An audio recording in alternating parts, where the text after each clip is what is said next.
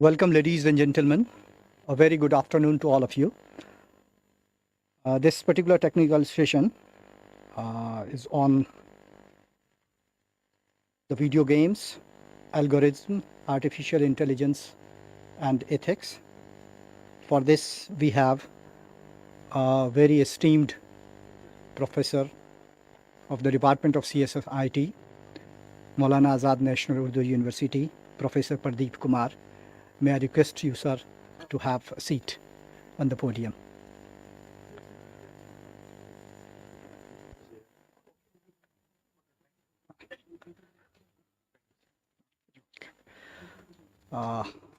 This particular session is moderated by me, and the reporter is Muhammad Rad. In this particular technical session, we are having 6 participants. And for all the participants, we are having 10 minutes each. And I request to all the participants to kindly adhere the time so that we are having another technical session in a pipeline.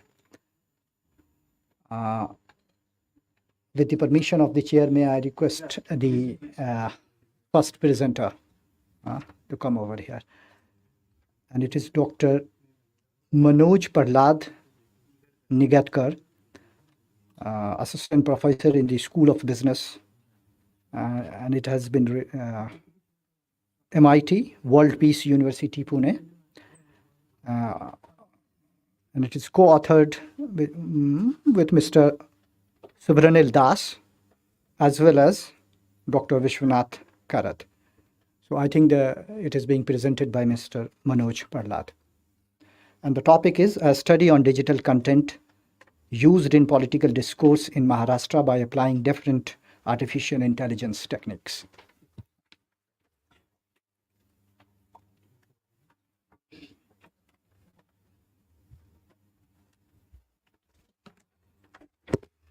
Good afternoon, everyone.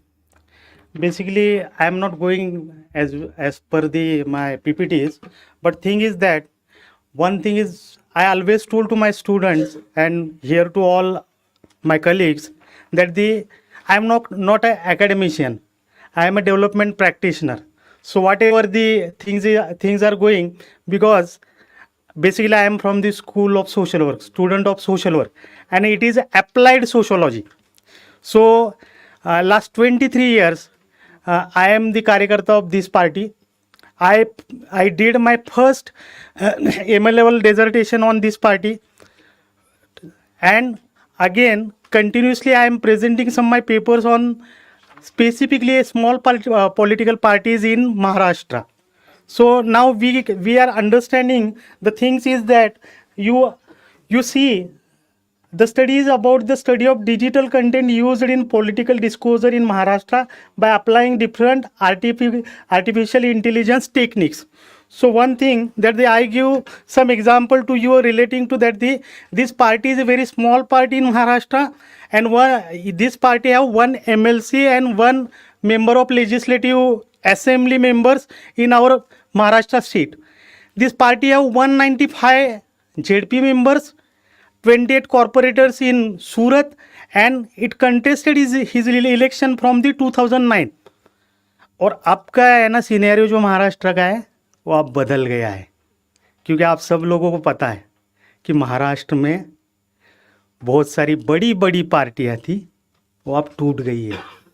हम लोग जानते हैं शरद पवार मराठा जिस type से जो नेता थे, उनकी पार्टी 2023 में टूट गई है, छोटी हो गई है. अजीत दादा का पार्टी है वो बड़ा हो गया है. सेम चीज़ हैपन विद शिवसेना, क्योंकि शिवसेना के पास में 63 मेंबर्स थे, उसमें से भी एक 40 MLAs हमारे यहाँ पे, मैं USTM में पढ़ाता था उस टाइम में गुवाहाटी में थे, और 40 लोग अलग हो चुके हैं, और एक पार्टी उद्धव बाला साहब ठाकरे पार्टी छोटा हो गया. So one thing we need to understand that if we see data of latest 2019 election, there are 23 constituencies where winning margin is less than 3000 vote, और इसी के ऊपर पिछली बार मैंने ये महात्मा गांधी अंतर्राष्ट्रीय हिंदी विश्वविद्यालय वर्धा यहाँ पे the role of small political parties in Maharashtra in next 2024 election का एक पेपर प्रेजेंट किया था। तो मेन थिंग इस सब्जेक्ट में जो भी कंटेंट आते हैं, because we are believing on the democracy and we want that this democracy should be strengthened through the people, and I believe on the secularism, because always when I taught in USTM I saw our national media is always polarizing the vote on the name of the religion, and that basic question asked by my student to me, and I always told them that I am the person who believe on the constitution, and we have that our preamble, it's mentioned that there is a secular state. So that is why everyone is very important in our country. So इस topic में हम लोगों ने क्या किया है कि जितने भी हमारे जो कंटेंट बिलीव और कुछ भी जो आ रहे हैं, क्योंकि लोग क्या करते हैं कि कोई भी वीडियोस है तो वीडियोस के ऊपर लोग अपने अपने कंटेंट देते हैं। This is the objective of this study is encompass the new exploration of digital content ecosystem landscape, focusing on the key aspects such as sentiment analysis, topic modeling, and users engagement pattern. So we take one video. That video is talking about the dynamics changes in Baramati Mahada Lok Sabha constituency after meeting between Mr. Sharad Pawar and Mahadevarav Jankar. This is a confidential meeting happened in the Delhi. अब क्या हुआ है कि सीनियरो change मैं इसलिए बोल रहा था कि अभी बारामती पे बीजेपी ने बहुत सारा फोकस किया है, और क्या है कि अभी बारामती से अजीत दादा गुट उभर के आगे आ रहे हैं। तो जिस समय में ये दोनों अपने एक दूसरे के अपोनेंट थे, एक दूसरे के अगेंस्ट में इलेक्शन लड़े, तो इन्होंने क्या करना शुरू किया, अब इन्होंने, क्योंकि महाराष्ट्र से दोनों ही एक दूसरे के अपोनेंट खड़े रहे थे, पिछली बार सुप्रिया तहसुले के साथ में महादेव जानकर खड़े रहे थे बारामती से, that time this is the first time when Supriya won the seat only margin of 69,000 vote, जहाँ पे लाखों में जीतते थे वहाँ पे 69 पे आ गए। तो नाउ राजनीति में ये होता है ना, कोई किसी का दोस्त नहीं होता है और कोई किसी का दुश्मन नहीं होता है। तो अपनी अपनी, और हम लोग जानते हैं कि शरद पवार जी अपने हिसाब से राजनीति खेलते हैं, यानी जहाँ पे उनका मन करता है उस तरीके से एडजस्टमेंट करके चलते हैं। तो इन लोगों का एक कॉन्फिडेंशियल मीटिंग हुआ था, और अब क्या है कि दोनों एक दूसरे के साथ में हाथ मिला के चल रहे हैं। सो सी there are 321 11 comments on this video, and this is the percentage. ये परसेंटेज है।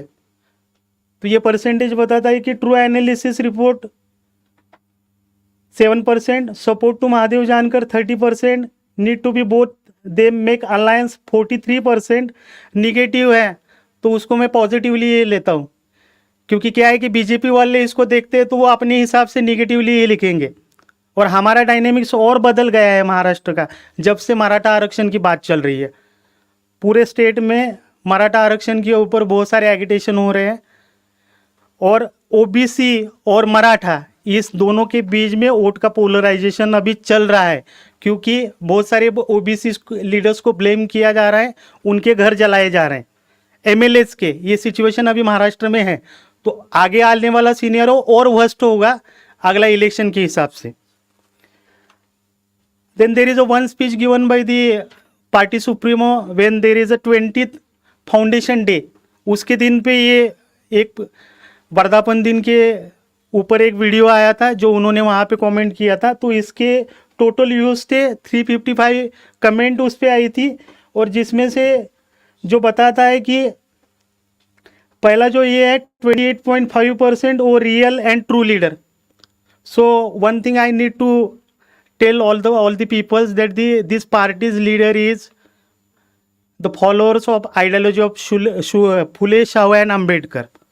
तो उन्होंने काशीराम जी के साथ में मान में जब वो युवा थे तो उस टाइम में उन्होंने भी कसम ली थी कि मैं अपने घर नहीं जाऊंगा, मैं शादी नहीं करूंगा और मैं मेरे नाम पे 1 रुपए का बैंक बैलेंस नहीं होगा। पिछले 25 साल से वो घर वापस नहीं गए हैं और कम्युनिटी के लिए ही काम कर रहे हैं और अभी तक उन्होंने शादी नहीं किया है। So one thing that the people believe that this leadership is sacrificing his life for the society.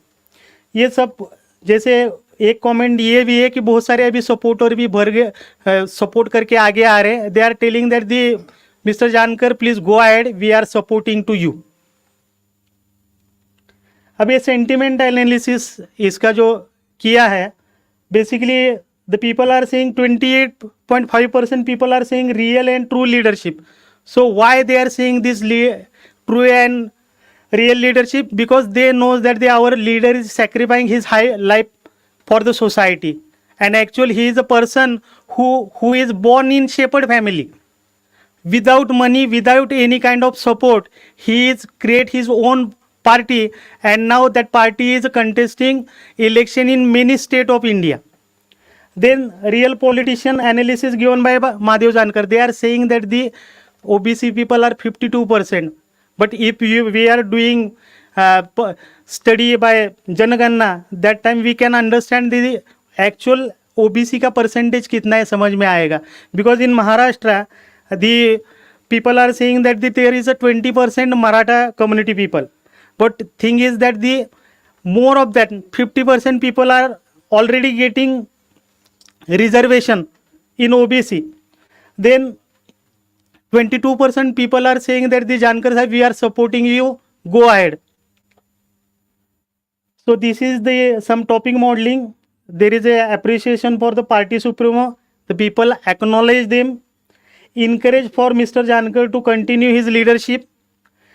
Diverse discussion about the India and other political parties, potentially covering positive and critical perspective and negative. I saw many times there is people are negative feedback also there, comments also there. But one thing that as a karyakarta I am taking all these things very positively, because people are see your videos. That is major things I think here. हो गया, it's close. You only have to Yes. And conclusion is that whenever we talk about the strengthening our democracy, in that case everyone have that kind of potential and everyone have to express his view. And these digital kind of things, comments and all these things give a platform to the people for the participatory democracy approach. Thank you very much. Okay. Manoj, can I ask? Yeah. Definitely, sir. Very good. It was on a study on digital content used in political discourse in Maharashtra by a client. I think it is. Recording live, sir. Okay. Yeah. So you have used the different artificial intelligence technique in your analysis. So can you name any one of the technique you have applied in your analysis? Sir, one thing that we are analyze the sentiments. What is, whenever I take I am a student of social work, but my colleague is from AI. His specialization is PhD in AI, and we both sitting together. Whenever we have talking, then I write down every comment. Last 3 years, I have discussion with Matin sir, and I told them it is looking very nice to take all these 3 videos and making these things. But when I put every single comment, I got some kind of things that there are some patterns. Here people are. What is the size of your sample? Sample size of the 1356 comments. 3 videos, 1356 comments. Okay, so out of 1356 comments, you just categorize into the positive sentiments and the negative sentiments. Sir, actually not positive and negative. Actually, it is when analysis come, that time we see that there are different that people are saying that the negative comments like that Janakar Sahib is not Sharad Pawar is not trustworthy, so do not go with the Sharad Pawar. That kind of comment also there. So it is negative. But when we see the pattern, some people are saying that it is a situation when we have in bargaining power.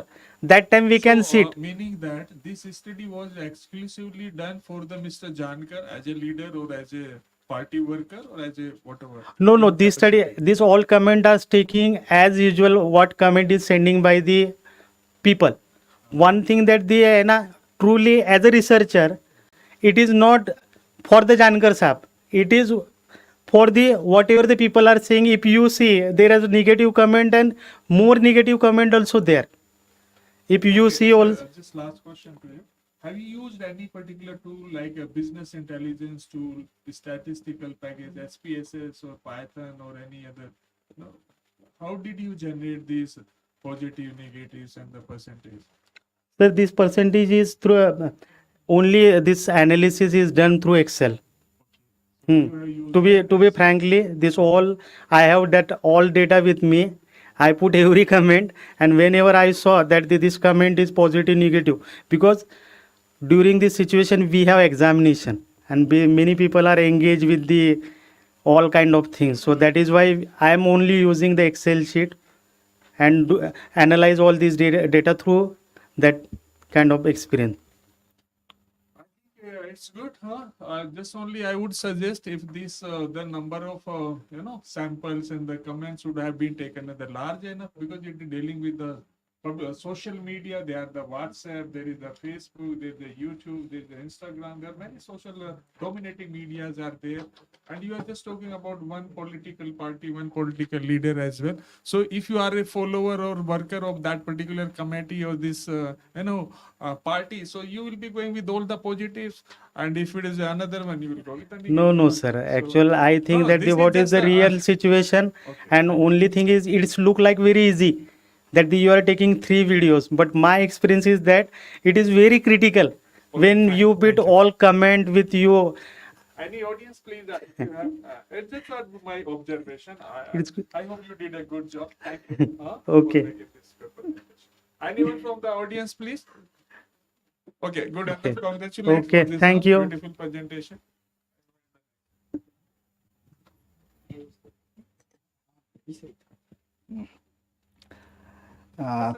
Just request on behalf. Kindly introduce your topic and then the objective, and what are the the way of the methodology you applied, because this is the session for the AI and the algorithms and the and which technique you applied and what is the conclusion. The findings should be then, and kindly conclude within the 10 minutes and leave them to 2 to 3 minutes for the question answer if there are. Please carry. Okay. Thank you, Professor.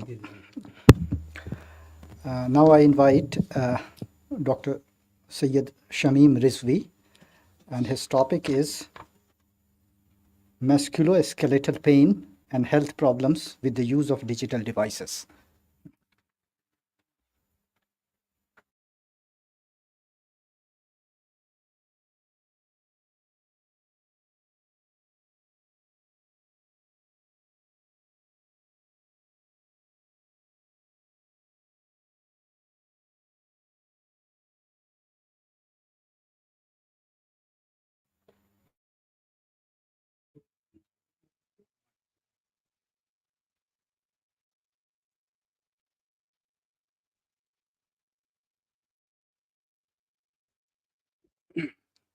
Good afternoon, everyone. And basically, I would like to thank the organizers for giving me opportunity and Zia sir for considering me. I am basically an orthopedic surgeon practicing and attached to a medical college. I am associate professor there. I have done my research PhD topic in under neck pain, under the title of neck pain in young adults due to electronic devices. Their risk factors and radiological correlation. Among that topic, little bit about musculoskeletal pain and and health problems with the use of digital devices.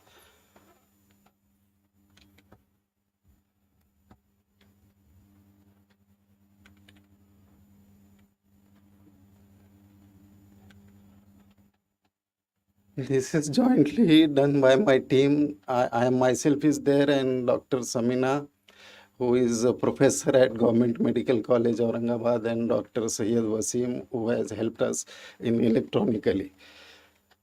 Introduction is there has been an immense surge in electronic gadgets in the recent decades. Mobile phones, which were once considered luxury, has now become a necessity.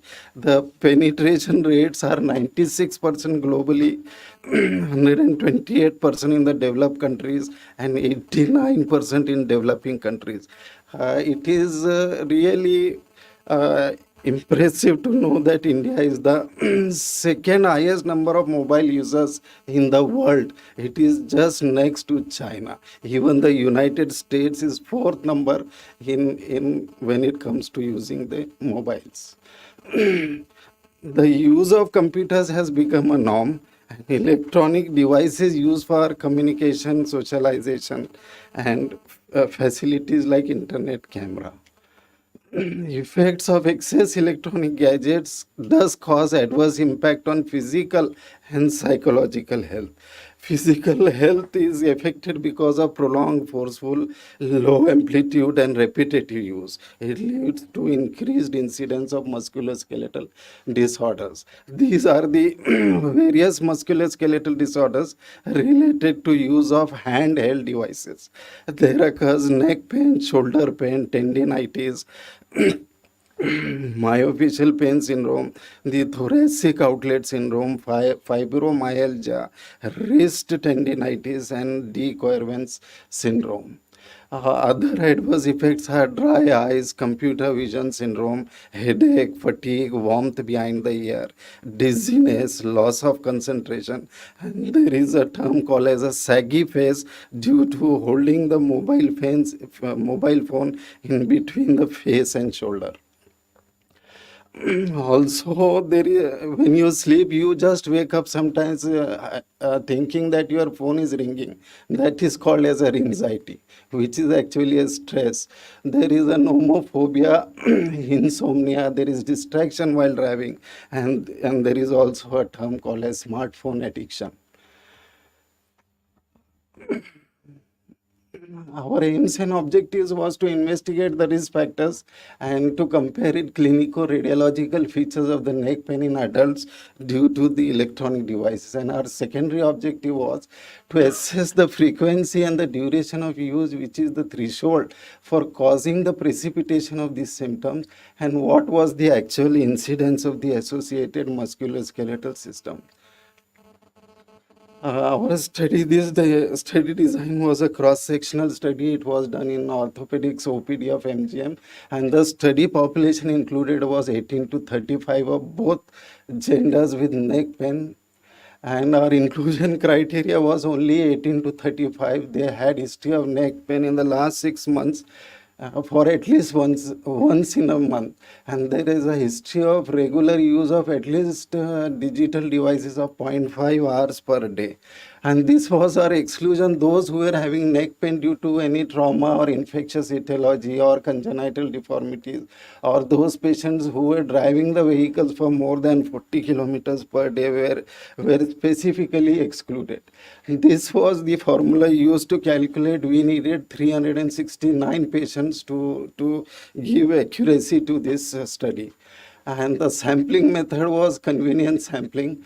About 750 patients were selected, out of which 450 were included in the studies and some refused. And so finally, we did the studies on 402 patients. And the uniqueness of the study was the X-rays and MRIs was taken, and their cervical angles using the posterior tangent method was done. Radiography was done in a typical position. This is how the tangent method was calculated. this is all the things we ask for the patient, their age, gender, education, which hand they primarily use for mobile phones, and what physical activity they do daily, and what is their frequency of exercise. And related to computer, we ask them what type of computer do they use, whether desktop, laptop, both, and what's their average daily use, and whether they use computer uninterruptedly for more than 1.5 hours. And what was the height of the computer screen, and what is the distance of computer screen and your eyes. This was us, and this is the statistical analysis.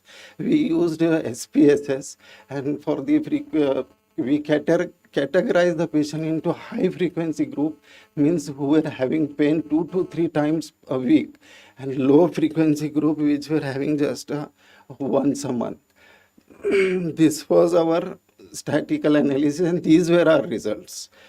Out of 402 patients, we find that the neck pain was more common in patients with in between age 26 to 35 years, and it was more common in females, and surprisingly it was more common in students, in young adults who were less than 12 educated, and right-handed dominance was more there.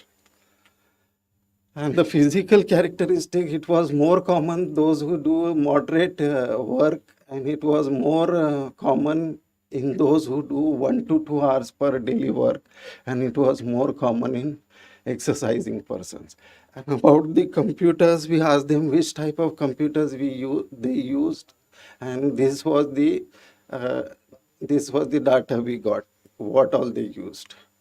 And this is how many smartphone and HHDs they use. This was the data we got.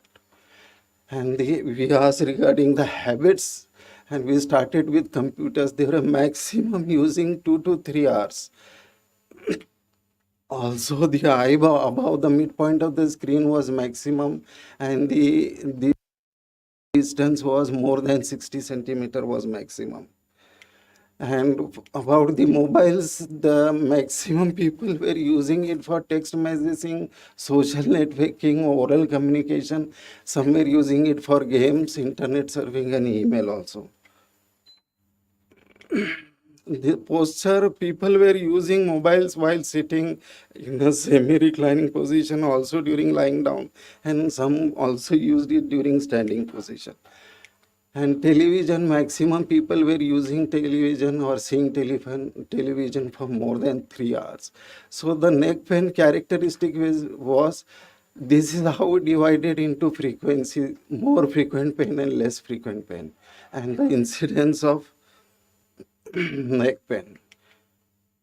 The body side, which side was affected more after using this mobile device? We found in our studies the right-sided persons were affected more, and this was our demographic factor that we found it is more in females in age group 26 to 35. Right-handed were more suffering, and less than 12th or those who were pursuing graduation were suffering the more. And this is with exercise. Those who were doing moderate exercise suffered it the more. Those who are doing 5 to 7 times a week suffered it the more, and those who are doing for 1 to 2 hours suffered the more. And this is time spent using computer. We found in our studies that those who use the laptops or desktop uninterruptedly for more than 1.5 hours were suffering the most. These are our results, sir. Neck pain. Neck pain is more common in females, as I already told, and less in males, and it was also common in subjects who were having less education and who were doing more exercises.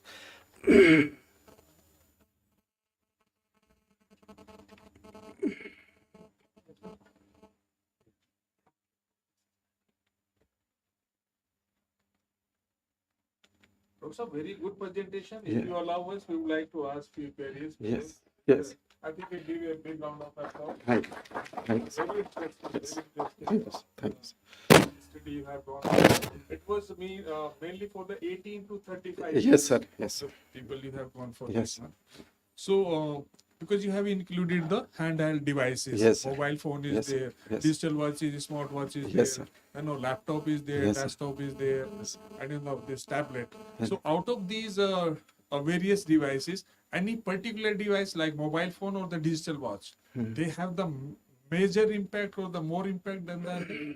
Yes, Did you sir. did you make Yes, any yes, observation? yes, yes. We found that handheld devices, smartphones had major impact, especially on the males of 18 to 35 years, and especially those who are not very highly educated. Because in our survey, we found they are using it for 11 hours at a single stretch. That's why they were having.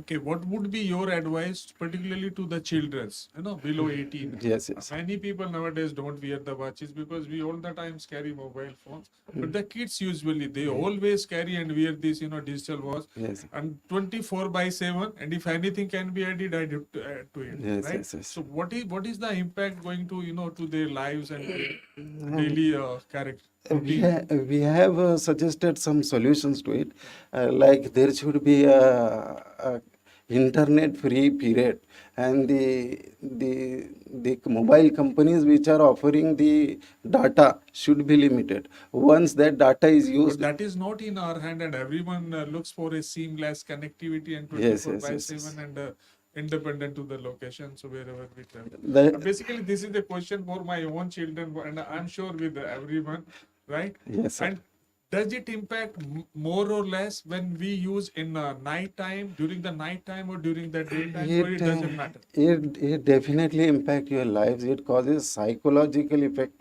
and it disturbs your sleep very much. So it is advisable that mobile should be switched off at least 1 hour.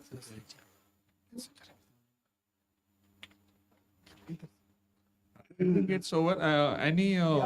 Yeah, please. Yes, It's a very interesting. I'm sure. 5 hours you say, Yes, sir. but then your data also reveal. You talk about 1.5 hours, Yes, yes, and your data itself is revealing that 2 hours. yes, sir. So why not 2 hours and why 1.5? Yes, sir. 1.4 uninterruptedly without any break. And these 2 hours is accumulatively during the whole hours. If I am using computer or laptop 1.5 hours daily, uninterruptedly without a break. So it is advisable that you should not use laptop or desktop uninterruptedly for 1.5 hours daily. Did you see any relationship between both parents working Yes. and the problem, this muscular problem? Because in our study, what we have observed, that if both the parents are working, number one, and number two, if the children are having a separate room, Yes. then the surveillance is almost impossible. Yes, this was my PhD subject, and it was limited to this, so I could not do that. Both parents working. Thank you. Yes. Good afternoon. This is Professor Mushtaq Patel. I was interested to know, you have taken a convenient sampling, Yes. you have selected a sample Yes. using that. You showed some formula. I just want elaboration on that. Basically, sir, we are medical practitioners for formula, and we go to a biostatistician who are always there available to us, and we take their help. And we just wanted to know the minimum how much should be. Yes.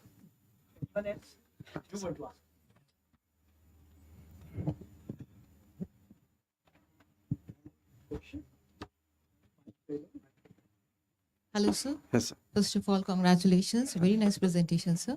So I'm a little bit curious to know, like as you quoted in your result, that females are more prone to the muscle pain. So any particular reason if you want to cite? I had many more slides, but this is my topic So for why Yes, females? yes, Yeah, yes, please. yes. So this is work I have done for 5 years, and to brief in 10 minutes was impossible. I had also prepared that females are more prone because physiologically males are males and females are female. Physiologically, every body hormones, everything is widely different. One thing. Second thing is hormonal changes. After 40 years, there occurs gross osteoporosis in the females. Third is ergonomics. This chair where he is sitting and where you are sitting does not fit both. This is called as physical ergonomics. It should be tailor-made for you. What is happening, all chairs which ideally should fit for males are also used by females. That is causing increased pressure on your muscles, bones, joints. And apart from that, you are also lecturer, professor, and a housewife and a mother. We are just a father and professor, nothing else. So this is... Thank you so much. Sir, I want to know that now students are more addicted with the mobile phones. Yes. And just this is about my son. Actually, he is in 10th class and he is mobile addicted. Yes. Now, in future, next 2 months, he have SSC exam. Yes. And we denied to give him a mobile. And I am observing that his motivation is gone. Yes. So yes. in that case, how can we manage all these things? This is the reason why I'm a practitioner actually, and besides not being in academic, I have done PhD, because previously I used to find cervical spondylosis in patients not less than 40 years old, and now I am finding in children 11 years. They are addicted already. It's high time that the parents should take the responsibility. It is their responsibility. And they should give some limits, because if children, they are not playing, they are just sitting, they will be osteoporotic by the age of 25 only. A whole generation is getting spoiled. That's why I did out of interest. Otherwise, for PhD in medical field, there is no incentive, no promotion, nothing. Yes, thank you. Thank you. Thank you.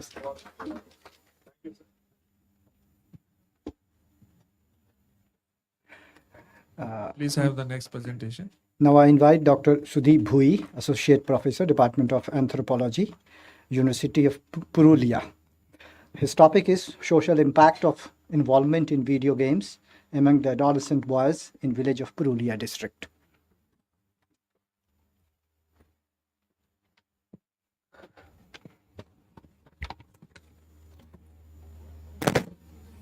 Very good afternoon to everybody.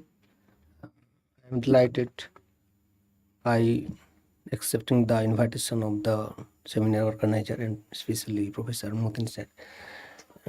In the first session and in the second session, we are going through the secondary sources and also the very few primary resources like patients dealings.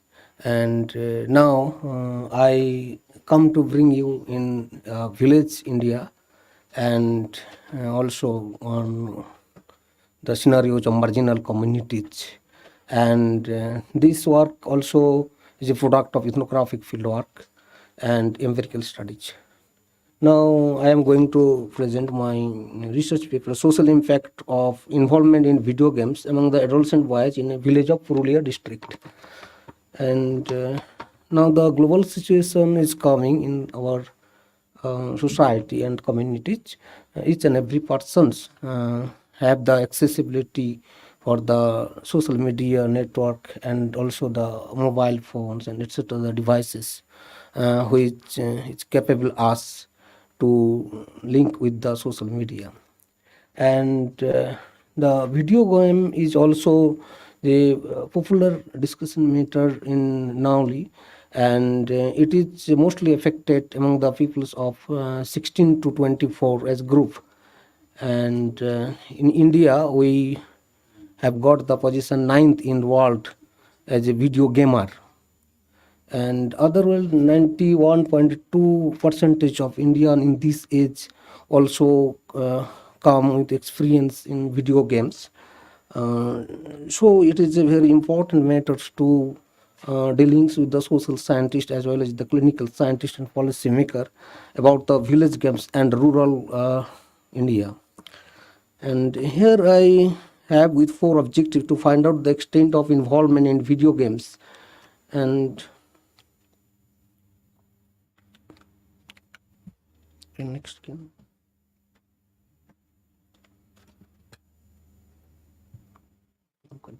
Next one.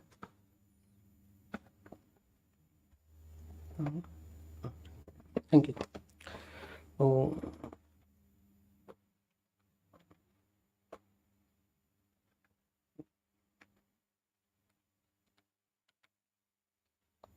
Next case. Yes. Here I have with the 4 objectives to complete my research, to find out the extent of involvement in video games and examine the resultant challenges within homes and society due to gaming addiction. Second, to assess the impact of video games on the health of adolescents and their future. Third, to find out the effect of video games on the financial conditions of a family, and to observe how video games are affecting the village atmosphere. So objectives is like to the common research questions, and it is the preliminary level of survey. And in this research, I have decided this study area, Bandhawan village. It is actually 70 kilometers away from the Sodor district, Sodor of Purulia district, and Bandhawan is very much populated with the tribal population, but I take my research field in the census town. So far I have found the much more video gamer. It is a census town, and in the Manbazar subdivision in Purulia district. You see here the Google map of this Bandhawan census town also.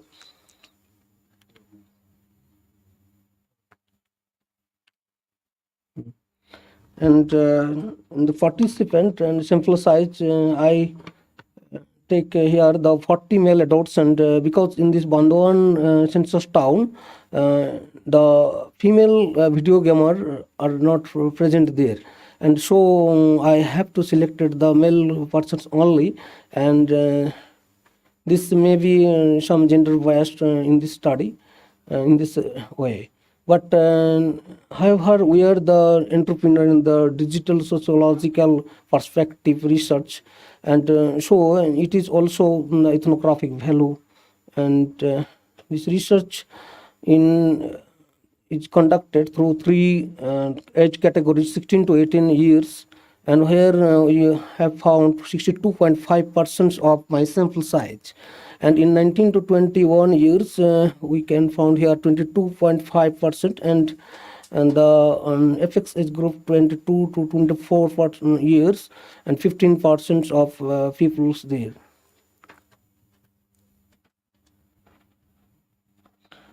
Because we actually searched through the school boys, and from formal education, and some from the non-schooling boys, informal educations for this. And research methodology,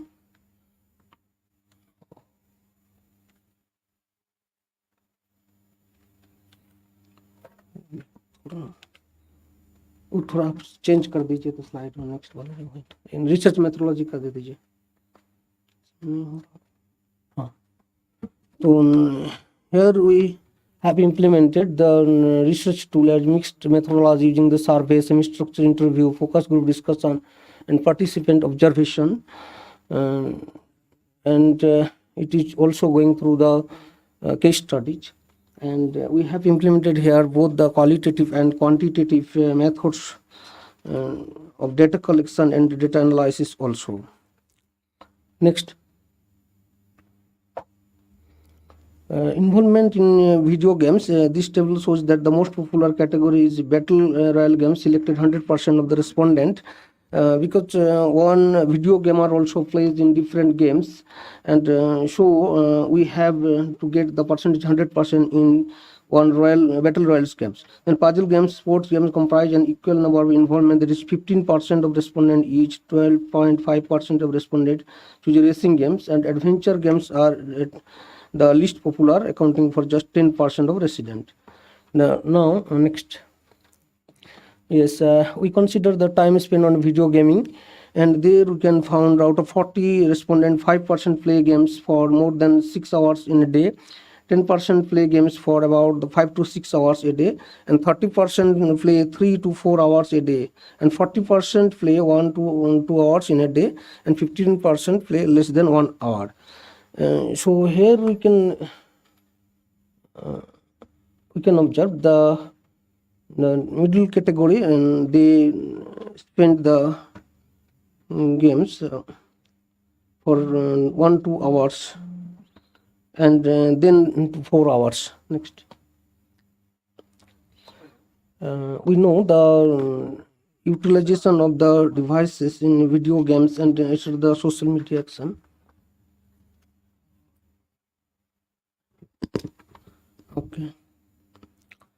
And they suffering from the categories into the eye strain and the insomnia, headache, back, neck pain, body pain, other issues. And the table provides the frequency count, the percentage for each health issue out of the 40 respondent, and will respond able to select multiple. And the video gaming are gradually making dependence them the voice in increasing order, and they also have the new identities as a video gamer, and they are gradually detached from their natural social atmosphere, and a social cohesion between the video gamers also come as a peer group, and they also feeling their loving area in the tree sets and the barn and cropping field. Here the parents' perspectives also observed, and there the next slide, parents' perspective, and 35% of parents they are fine with it, and 37.5% they are concerned about it, and 35% they are also they disapproved of it. So the parent children relationship also come in a conflict through the video gamer. And in the Bandhuan census town, the parents also very much less illiteracy, and they also less aware about the harsh effects of video gaming. And the video gaming also bring the new atmosphere and the social perspective to the peoples of youth also. Yes. And so in conclusion, I want to discuss about the video game has also positive and negative impacts, and but if we want to get the positive impacts, we have much more aware about the problems with the video games, and the clinical problems and the social cultural problems of the video games. And so people should much more trained in school, or the government should take the initiative about the policy making, and the video gamers also they should be more the peer learning team where they make their empowered much more to being with the to live with the video games. Thank you. Good afternoon. Yes, please. Please, can you elaborate a little bit about the positive impact of the gaming? Any one of you have come across? Yes, we have the positive impacts of video games. The video gamers sometimes may take their decision means positively and promptly.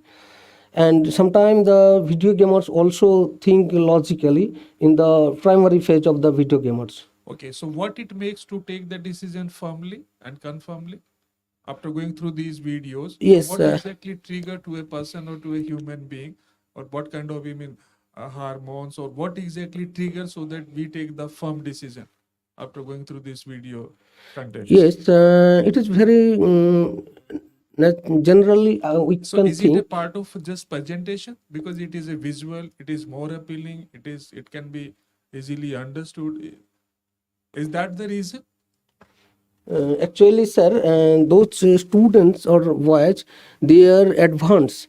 They have the illiteracy and internet working in the census town is also in rural India also.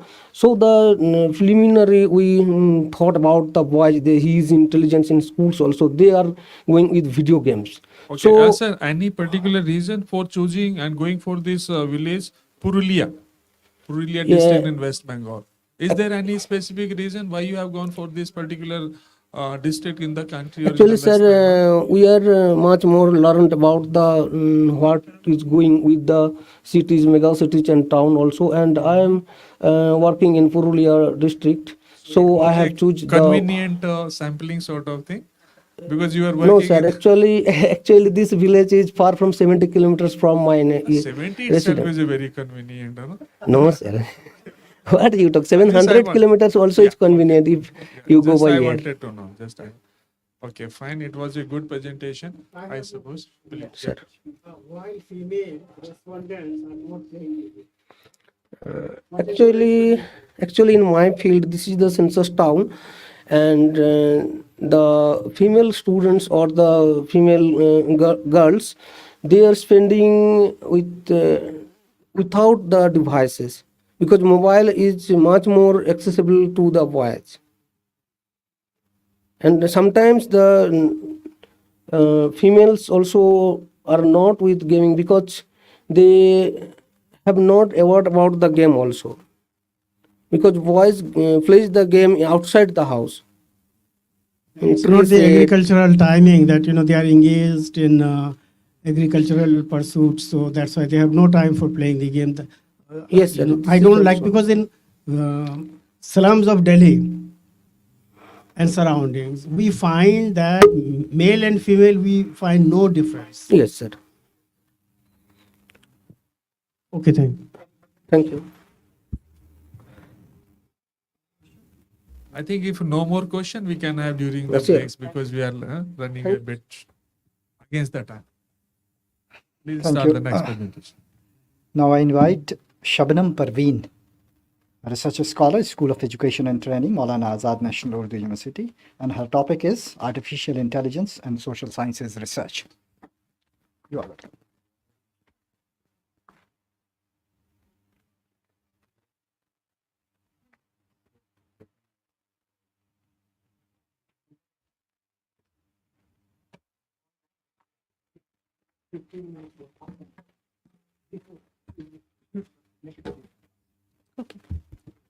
Assalamu alaikum and a very good afternoon to all of you. I am Shabnam Parveen and it is a joint paper with my supervisor, Professor 𝐕𝐢𝐝𝒕𝒆𝒏𝒂𝒕𝒊𝒐𝒏𝒂𝒍 and my paper entitled Digital Literacy Skills and Artificial Intelligence Tools for Social Sciences Research. And as per the direction, I am moving to the objectives of my study. Objective of my study is to study the usage, literacy and negative attitude towards the artificial intelligence tools among faculty members. To find out the difference between male and female faculty members on usage, literacy and negative attitude towards artificial intelligence tools. The next one, to find out the correlation between usage and literacy. Next one, to find out the correlation between usage and negative attitude. And the last one, to find out the correlation between literacy and negative attitude. As per the objective, the hypothesis, I have designed the 4 hypotheses and all are in null form. Methodology. I have done a descriptive survey method and all the faculty members is from the MANUU and both the headquarter and the off campuses. Sampling technique, convenient sampling technique I have used, and the total 97 faculty member respond on the data. I have developed a tool which measure the artificial intelligence literacy, usage and negative attitude. I have collected data both form, in the offline form and in the online form, with the help of printed and hard copy material, and online with the help of Google form. For the data analysis, I have used different techniques, that is the percentage that is the percentage mean standard deviation and t-test. T-test for the for knowing the difference between the male and the female, and for correlation for the rest of the 3 objectives. And data analysis for objective 1. My objective 1 was to study the usage, literacy and negative attitude towards the artificial intelligence tools among faculty members. Then you can see the result. 10% of the faculty members have low, then average faculty members, that is the 36% of the faculty members have average level of literacy, usage and negative, actually it is the dimension of the tool, that is the usage, literacy and negative attitude. So I have included all the dimension in a single tool. You can take it 3 dimension as a one tool. Then good level of is 32% and the high level, instead of excellent, we can say that it is a high level of 22% faculty members have. Then the objective 2, to find out the difference between the male and the female faculty members. Then there is a significant difference found between the male and the female. As you can see, the female, the mean score of female is 152, and the male mean score of male is 124. Okay. Then to find out the correlation between the usage and literacy, then the positive and significant plus high correlation found between the usage and literacy. Then significant but low correlation found between the usage and the negative attitude. Then significant but very low correlation found between the literacy and the negative attitude.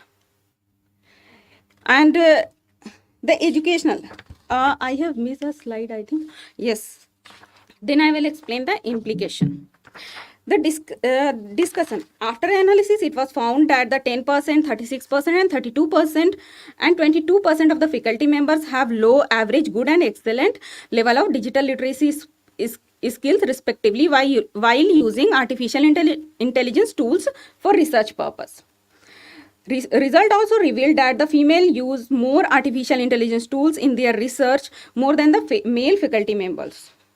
Also, a very interesting finding is that the female has more negative attitude than the male faculty members.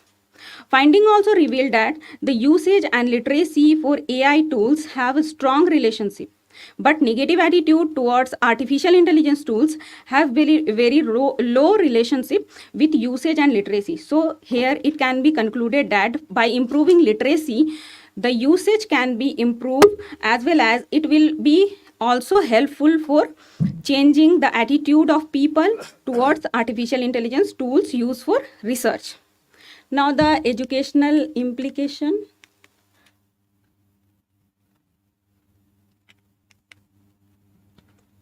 Can we have some questions, please? Yes, sir. Oh, yeah, no, we could budget. No, sir. Okay. You can. Yes. Okay, just come to the last slide, please. You mentioned during your findings, females have the more negative attitudes than the male, and you are a female. No, negative attitude towards artificial intelligence tools. Name any artificial intelligence tool you are aware or you have worked upon. Yes, sir. Paperpal, ChatSonic, Google Bard, and sir, can I? Okay, fine. Can fine. Fine. So this has been a very beautiful presentation. I think she has covered the maximum descriptive statistics and the research component part. And you are talking about the correlation. So what is the minimum and maximum value of the correlation factor? R. 0 to 1. 1 is the ideal correlation. Just that's only where my question is start. My R equal to -1. What is the conclusion? Negative correlation. So what do you mean by negative? It is -1.0. So negative or the absolute negative? Or I mean the just inversely proportional? Sir, I give you two figures, just quote this way. R equal to 0.80, right? R equal to 0.20 and R equal to -1.0. So what it signifies -1.0? -1.0. Yeah. It is a negative. It is a directly proportional or inversely? I'm giving you the inversely proportional. Okay, fine. I think it was Patel साहब ने काफी मेहनत करके भेजा है. So,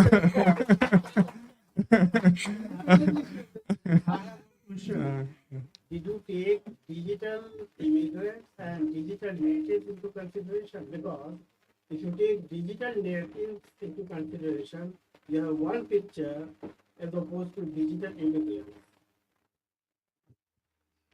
Social science teachers. Yes, social sciences is stream. No, in terms of age, digital immigrants, those who are born with these mobile and digital immigrant, I am digital immigrant. You may be digital native. actually, it would have been more clear if you would have this, mentioned the hypothesis you formulated. So, can you tell us what was your hypothesis in this scenario? Because you have gone for the testing also. You have applied the t-test and all Sir. these descriptive statistics. So, what is the hypothesis itself? Sir, I have designed null hypothesis. Just Which because- one you test, null or alternative? Null hypothesis. Why? Sir, Is because there any reason? I mean, we start with the null hypothesis only. yes, sir. Sir, actually, if कुछ our question null ऐसे पूछ ले hypothesis, रहा हूँ जो पटेल साहब ने नहीं बताए होंगे शायद. no, sir, I am trying my best to explain it. नहीं तो नाराज हो जाएंगे बार वाले पार्टिसिपेंट की मानू वालों से वही क्वेश्चन पूछे सर ने. No, sir. Actually, sir, can I explain you? हाँ, Rutu? please. Sir, actually, null hypothesis is the better than the alternate hypothesis. Because if the statistical technique reject that there is no significant relation, then we have an option to accept our alternate hypothesis. But if I have already designed the alternate hypothesis and my alternate hypothesis is gone rejected, suppose, then the next stage कि मैं कौन सा hypothesis या क्या conclusion लिखूंगी? एक कोई test कर लीजिएगा ना. Either one would be accepted, another would be rejected. You are going with the null one. If it is accepted, if the relationship जैसे कि holds, मैं it is null- accepted. If not, the alternative is accepted. Sir मैं null hypothesis को test की, हाँ. उसको मैं तो रिजल्ट तो दोनों को हो जाएगा ना उससे विड्रॉ. सर null hypothesis मैंने इसीलिए बोला नहीं कि एक क्वेश्चन ऐसा पूछता हूँ जो पटेल साहब ने नहीं पूछा होगा. Thank you. It was a beautiful presentation. thank you very much. Thank Sir. you. Yes.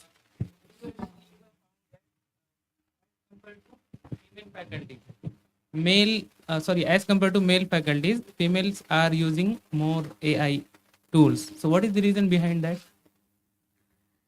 Sir, actually, I have not concluded or I have not included any factor. That why the female, even in my questionnaire, there is no column. There was no column for this. But in your study, you have found that. You told, I mean, just Yes, I have only found it by the t-test. That the female is. you didn't study about the reasons. Yeah, no, I didn't study Okay. about this. Thank you. Yes. Yes. Good, wonderful presentation. You talked about a negative attitude towards AI. What exactly does that constitute? Are you getting Urdu? Actually जब भी मैं बहुत सारे faculty members या बहुत सारे लोगों के पास हम लोग डेटा कलेक्ट करने जाते हैं या फिर कभी आर्टिफिशियल इंटेलिजेंस के रिगार्डिंग हम बात ही क्यों ना करें, तो उसमें क्या देखते हैं? What is artificial intelligence? Nothing. means not only the scholar, not only the students, even the professors category. क्या? No sir.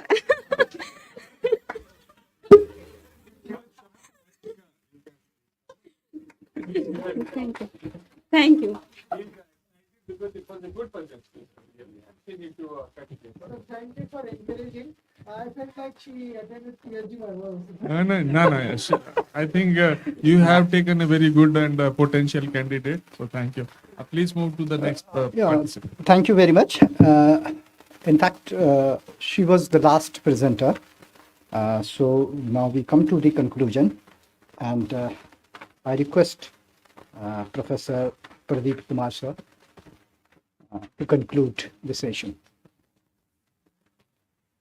Very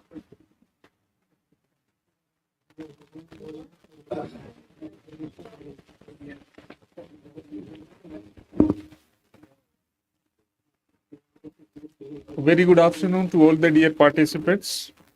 First of all, let me congratulate and thanks to my dear friend Sam and Hassan sir for inviting me here and to make a part of this wonderful gathering of this session 2. The technical session 2, we have altogether 4 papers. 4 papers were presented.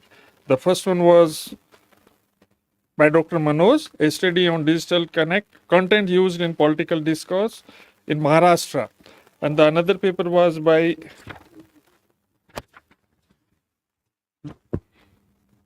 Dr. 𝘂𝐲𝑫𝒏𝒂𝒕𝒆𝒏𝒄𝒆.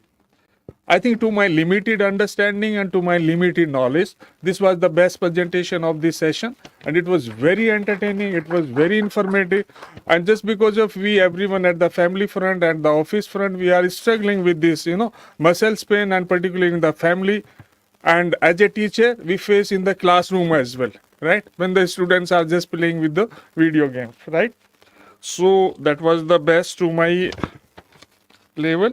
And Shabnam, of course, not to be blamed as a unbiased or biased component. She made a very good presentation.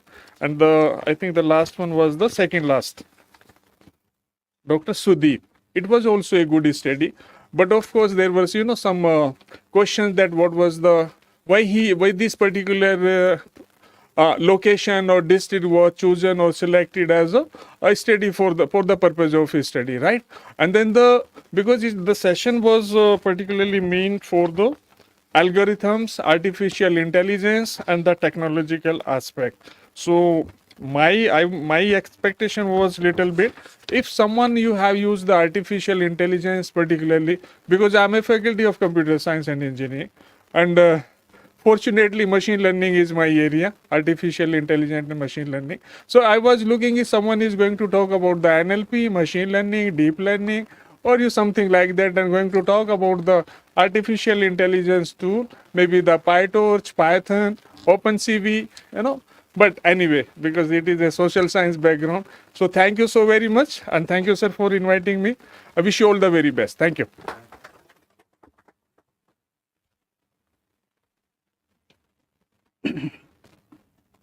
On behalf of the Department of Economics and the organizing committee, I extend my heartfelt thanks to Professor Pradeep Kumar to making this particular session a really lively one. His questions were very pertinent, and naturally it made this particular session a very vibrant. We are very much thankful to all the participants who took much pain, and just after the lunch, they come over here and gave a very wonderful and nice presentation. Last but not the least, very much thankful to all the audiences who came over here and sat for continuously to grace this occasion and making it a lively one. With this, I conclude this particular session, and I don't know if there is a tea outside or not. There is a tea outside, so may I invite all of you to have a cup of tea. For the online audience also, we will start next session in next 10 minutes. Friends from Latin America, I request them to be ready, and if they have paper presentation, please share your PPT if you can help. We'll be joining in 10 minutes. So this announcement is also for the people here. Thank you.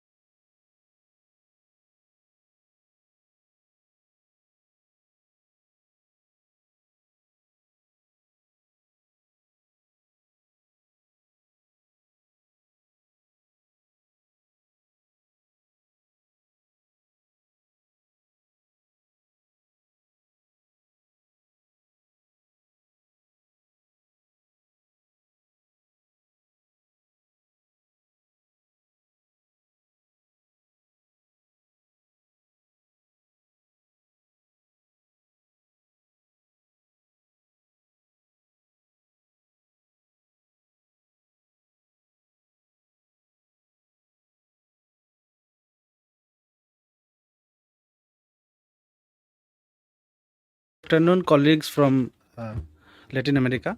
We are going to start within 5 minutes.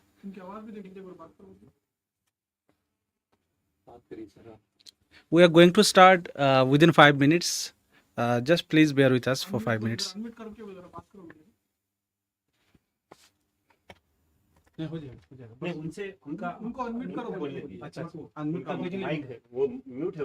Okay, okay. We are. Am I audible? Please unmute.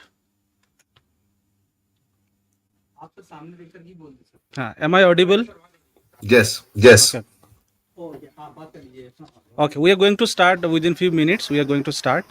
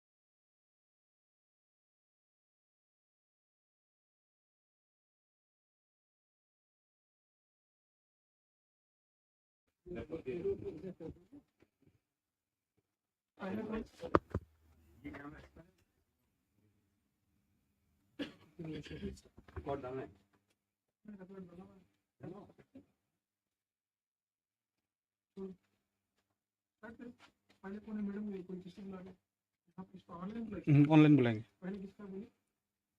Doctor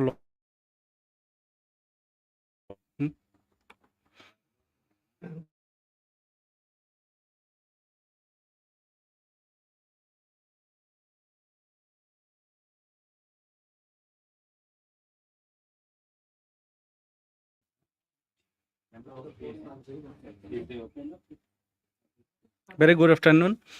I welcome all in the technical session 2A online. Theme of this technical session is narratives and realities, insights into digital gaming dynamics. Here we have with us virtually present our colleagues and friends from Latin America, from different countries like Chile, Colombia, Mexico and all. And we have among us the chairperson of the session, Professor Abdul Mateen, a retired professor from MANUU and currently visiting professor, Department of Sociology, USTM, and convener of Digital Sociology, Indian Sociology. In this session, we have around 10 papers, and the first paper is going to be presented by Dr. Lorena B. Martinez and Dr. Carlos. I request Dr. Lorena and Dr. Carlos to present their paper. Great. Good evening. Good evening. Let me put my okay. So thank you very much for sharing the slides. So we're going to talk about the video game players in Mexico. Let me here is an overview of the paper. So let's get started. We are Martinez and Carlos Astengo. We have been working a lot in our country, in our area, to create an environment for development and research in the gaming field, participating in the establishment of several institutions to help develop the gaming industry. One of our efforts is to create a survey to understand the gamer in Mexico. So first of all, let me put you in context, and this is the Latin America. As you can see, is 10% of the global income in gaming, and it's expected to be growing year by year.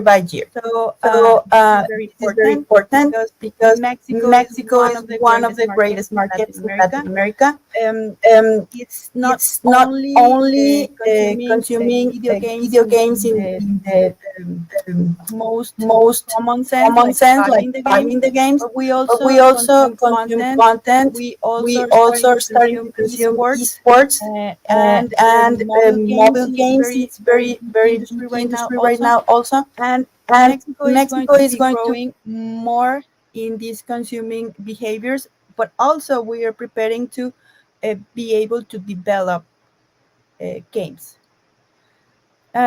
Here we can see, well, I hope that you can see several industries that are making money on this industry. There's a lot of money here, and we are preparing to attract this to our region. And basically here we have an overview of how this is growing. And based on this, it's really important to understand the people that are gaming here, right? So first of all, we have 4 or 5 generations gaming right now, and most generations are being born into game culture, so it's very natural for them to start playing. Then we can compare our market a little bit with the United States because of the proximity. So this is our reference right now. 65% of the population of America plays, and we are expecting more or less the same in Mexico. And we start our survey with students in different universities. So we understand that we have a bias with the people that we're surveying. So this is, as you can see, most of the students are in the age of undergraduate students. We have a little bit of younger people because probably our students share the the survey with friends. We encourage that so we can get a little bit of different answers. But as you can see, most of the students are at the undergraduate level, and most of our students are actually male right now because the same we have this bias right now. We're working to get a broader audience answering the survey so we can get a better picture with this. Now let's go directly to the information that we obtained from the survey. So basically we ask, how do you play? What are you playing? Where do you play? This is the first question, and this question is asking the player, when did they start playing? As you can see, 90% of them start playing between the age of 1 year old probably to 9 years. They were very little. They were probably in grammar school or in kindergarten, start to play with apps or iPad maybe. These are our younger generations.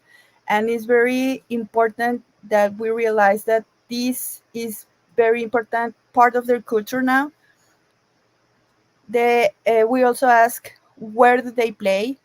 As you can see, the number 1 platform right now is a PC, and we're very close with the Switch platform and the Xbox and smartphones. We think that this is because, again, our bias. We have most university students there, so they probably have access to better equipment than other parts of the population. But as you can see, they use probably the PC that they're using for school. They're using it also to play. Then we ask, what kind of games do you like to play? As you can see, we have the adventure kinds of games. Then we have the shooters. Shooters are very popular worldwide. And then we have the action games. These guys, they like to feel the adrenaline. Then this was really interesting because when we asked how much time they play during the week, most of them are playing like half-time jobs in there. They're playing between 5 to 10 hours up until where's the other one, 10 to 15. That's a lot of hours playing. And well, they also, go to school, work, and so on and so forth. This is very interesting how much they're dedicated to play. Then we ask, when do they play? So after work, during school hours. And then we got this answer that's very interesting, that's after work or school, they dedicate some of these hours that we saw before to play action games or shooters. We also asked about parental control, if they were aware, if their parents were aware of what they were playing.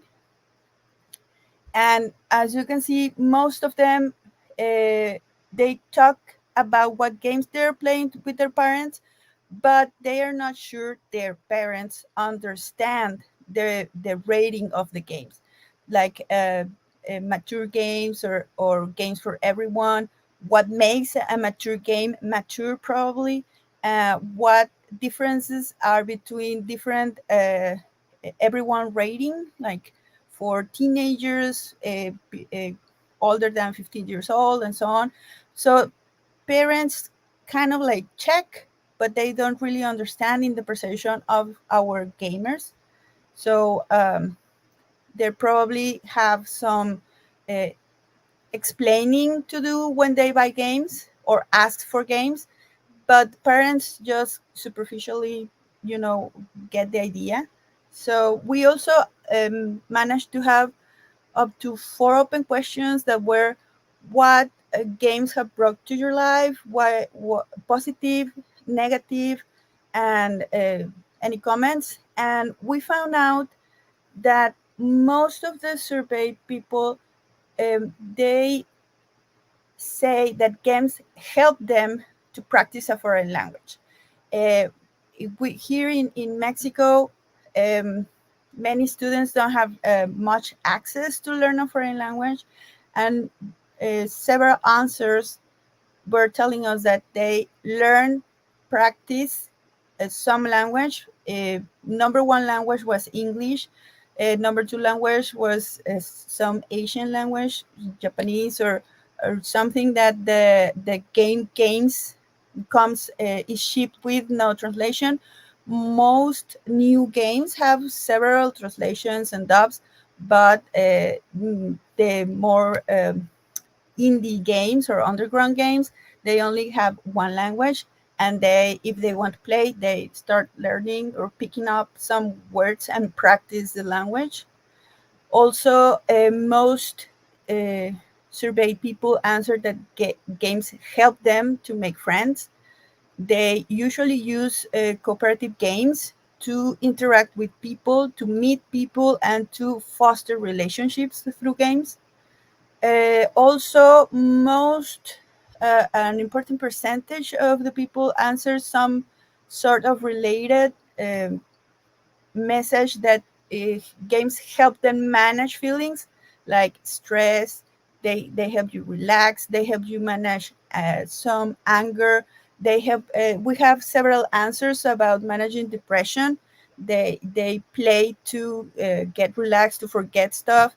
And there was a very interesting comment, that the student played and it helped them to get over depression because he felt better while playing, and games do that for them. Also, they help them develop skills like reading. There were several comments about how they work on comprehension of a foreign language through games, even in Spanish, to understand like story or RPGs, the puzzles. It helps a lot for them to develop these skills. math, creativity, and so on. They talk a lot about that. On the let me get this. On the negative side, most of them said that they probably play a lot more than what they should play, but there was like about it. Students were more focused on the good things that games brought them, and time they think they still a little bit had this perception that gaming is a loss of time because of the comments. But I think that that's one of the areas of opportunity that we need to improve, because they also are commenting about managing feelings and getting skills. So it's not quite a loss of time. So we have these four ideas that we can think about our work. First one is the gamer in Mexico is a little bit similar to the gamer in the United States. It differs from a little bit from the platforms the Mexicans play, and also from the genres. But we think that since we have this bias, because only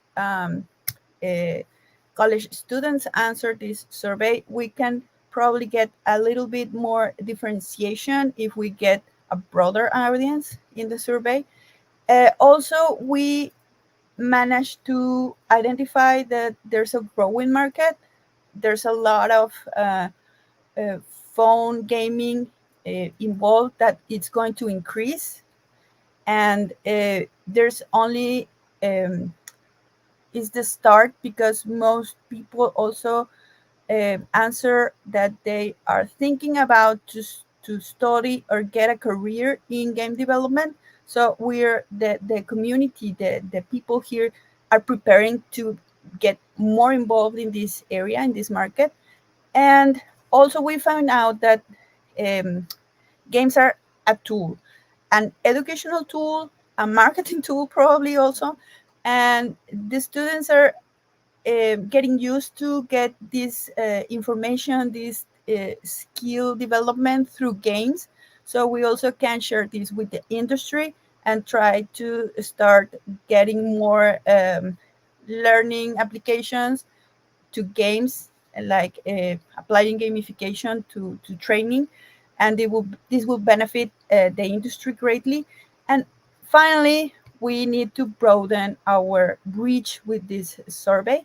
So it's really important that if you can help us, we will love also to have some answers from international people, so we can compare profiles and we can get more information about the culture of video games and how we can help to broaden these opportunities for everyone. So thank you very much. If you have any questions. Thank you, Dr. Lorena and Dr. Carlos, for a very interesting paper and thought-provoking paper.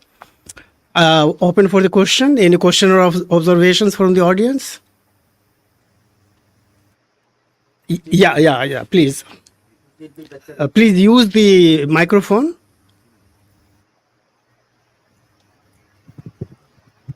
Okay, it was a good presentation.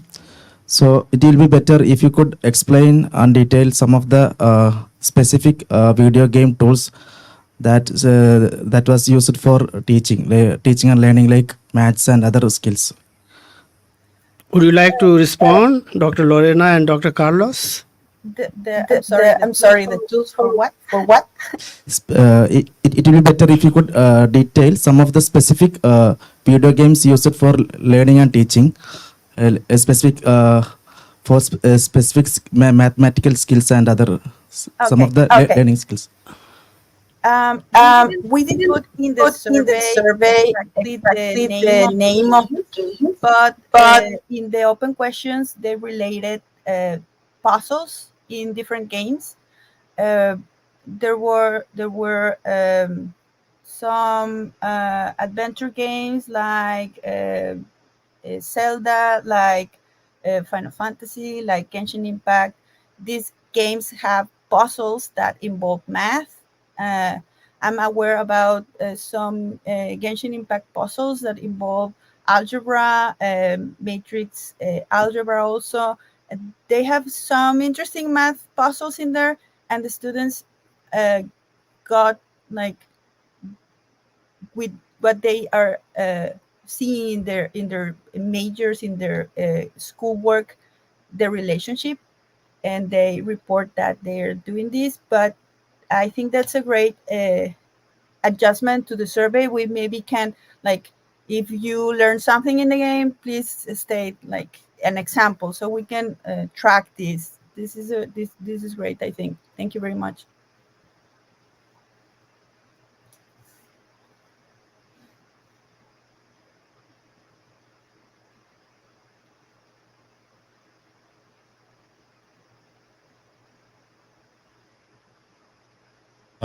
While you were responding for criteria like games as a tool, games in growing market, or broadening the research, but one that games help to achieve the youth in terms of relaxing from the tedious or monotonous way of doing or engaging into research or even their study. Do you have any other studies in terms of comparing the other methods of getting away from those monotonous and anxiety based routine of the youth? Largely the youth is your group. So apart from that, relaxing through games, do you find there are other ways which respondent told you in the responses that they are also very useful, and those other tools, maybe it is not tool, but other ways in the location you have studied, and then they mention in the study, and do you think they are significant in terms of using games or the other ways?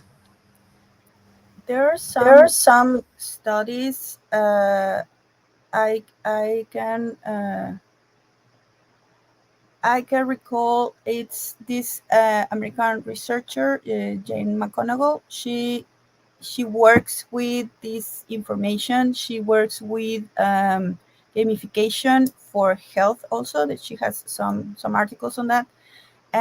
I'm not 100% sure that she's compared with other techniques, but she has done research about gamification and improvement in health.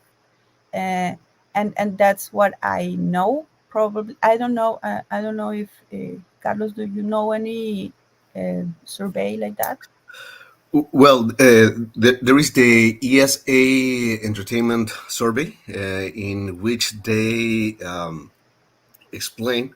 We didn't put it in our survey, but they explain that people that are gamers actually they do other things, and they list among others, for instance, hiking or doing yoga and several other activities that also gives the sense of relaxing.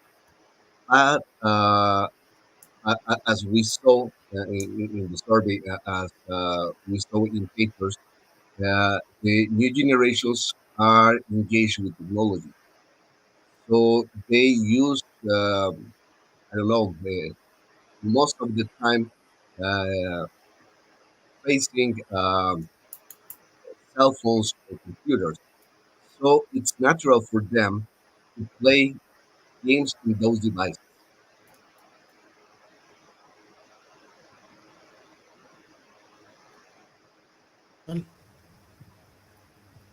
Hello, ma'am and sir. First of all, very interesting presentation. Congratulations. And ma'am, as you said that these kids are actually saying that by playing games, they are enhancing their concentration level, they are de-stressing themselves. So if we say that, are they seeking the excuse, or are they justifying their playing the games, or really games are helping them in that way? So if I ask that, what is your observation, then please suggest. From gather from the survey, there a lot of them, they admitted that they played a lot more time in kind of an escape scenario, But as they're getting near graduation, we have some answers from students that are near graduation. They admit that they had to cut back in the gaming hours so they can focus on career goals, right? So they are aware that maybe they're using it not really for learning at the beginning, but then some administration skills, some attention and reading skills, and so on, they are useful now that they're attempting to, grow more. So we don't have a perfect study right there, because this is like the beginning of the survey. And what we found, we were designing new questions, for getting in depth, so with some issues that probably in other countries they're not like interesting for their market, but for us, like when we have difficulties in basic education, these tools are really, like Carlos said, engaging, and so we can catch younger students.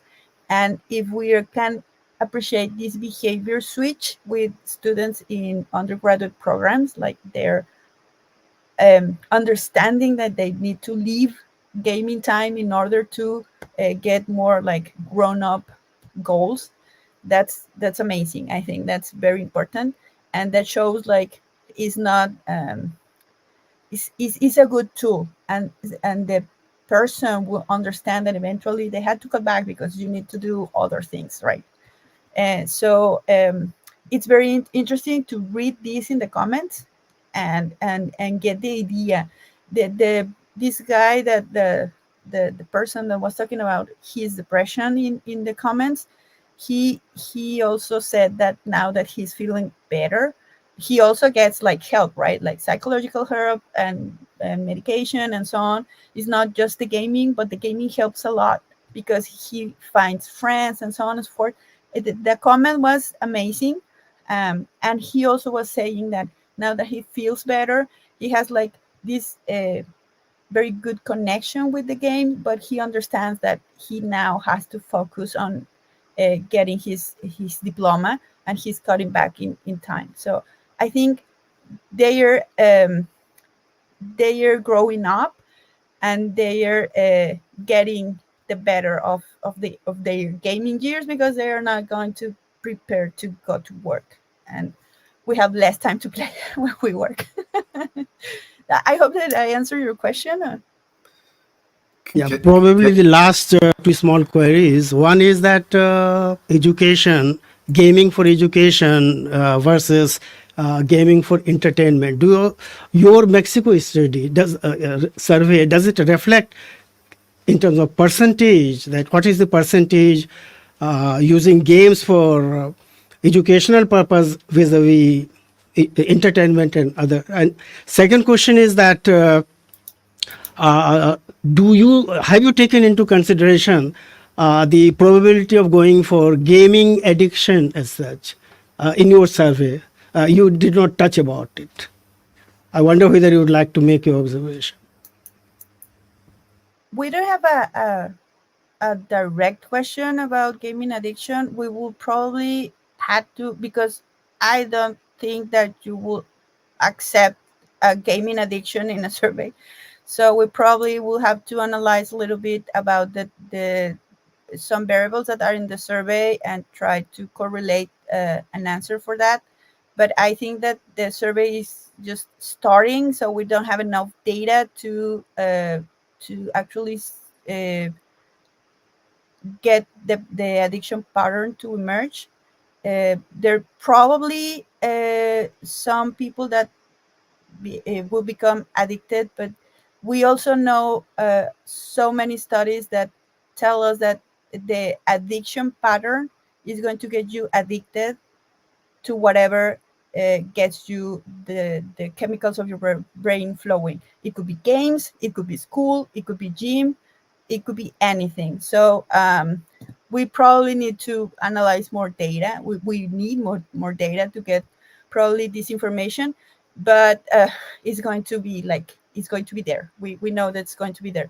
So when we get the information or data, we probably write another article about this. About the percentage, we don't have the numbers because in the genre, we didn't include educational games because educational games are usually linked with boring stuff.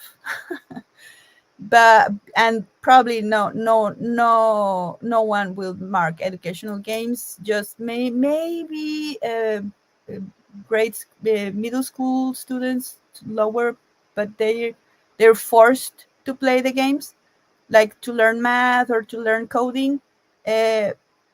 We usually the bigger percentage that play are the entertaining games, but we're trying to move the industry to include a little bit of tangential learning, and tangential learning can be included very intentionally in entertaining games and push people to learn stuff. Like if you like the lore of the game, you're going to Google or ask ChatGPT about information, and you can learn about historic events from other countries or other cultures through that curiosity sparked through the game. So that's where we think that it's going to help education more than a purely educational game.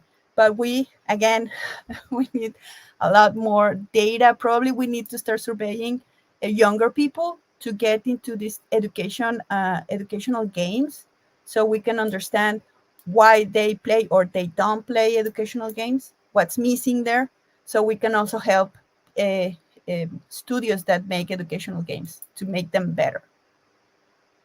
Thanks a lot indeed for your elaborate responses to our queries and questions. I think big clapping for such a good presentation. We have another presentation, but the order of the author will be reversed. Dr. Carlos first and then Dr. Lorena. And the topic is fostering collaboration and innovation, strategies for integrating students, professionals, and researchers. Over to Dr. Carlos and Dr. Lorena. Thank you very much. Thank you very much. Let me see if I can share the slides.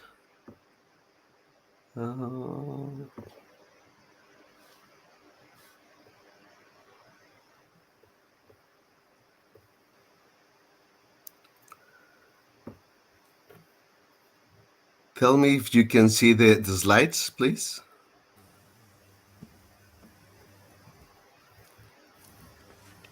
Yeah, we can see Lorena? it, I think. Yeah. Thank you. Yes, Thank you. Yes, we can. Well, first of all, good morning. Here in Mexico is almost 4 a.m. and we're glad to be with you. And we're going to present, well, first of all, Lorena just told us a little bit about how the people consume games. And now we're going to present what are we doing for that audience. And we called this paper Fostering Collaboration and Innovation, Strategies for Integrating Students, Professionals, and Researchers at the Game Institute for Innovation and Game Development. We're going to divide this presentation in 4 parts. We're going to just settle the context, the strengths, the strategies, and finally an impact and conclusion. As Lorena just mentioned, we are the team that are working, but we are the ones that are presenting. There are several other people in our team. Our team starts with a few professors and students enthusiasts in games, and it has been increasing the numbers. Now we have colleagues from other countries that are part of our institute. The context, I'm going to go fast because Lorena just presented. This is based in the survey of MANUU. And just to mention, this is the the size of the market that we are right now with 3.3 billions of American billions.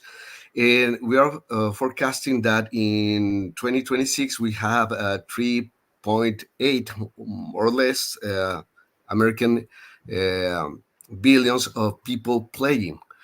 Most of them, if you can see the slide, are playing in mobiles devices.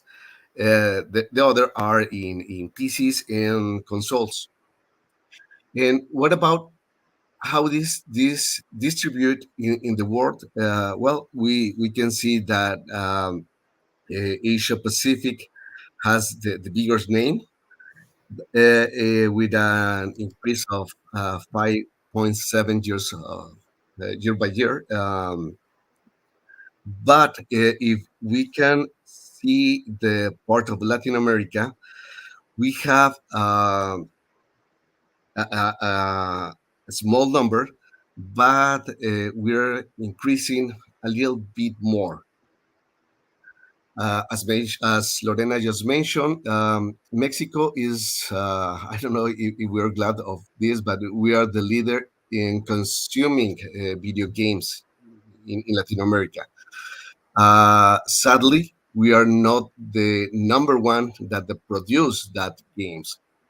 So we are consuming most of them games that are created in United States or Canada or other parts of the world.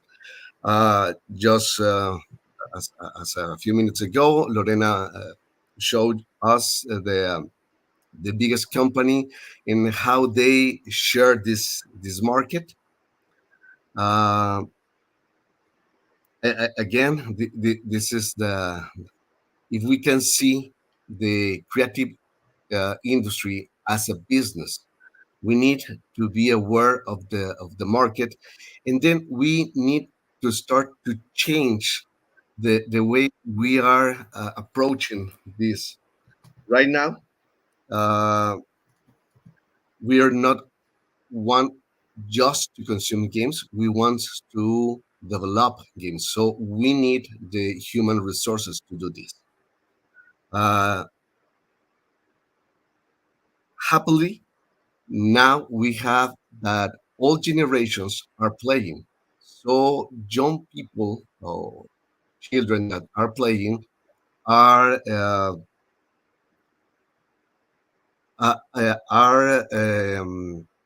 had been educated by their parents that also are gamers.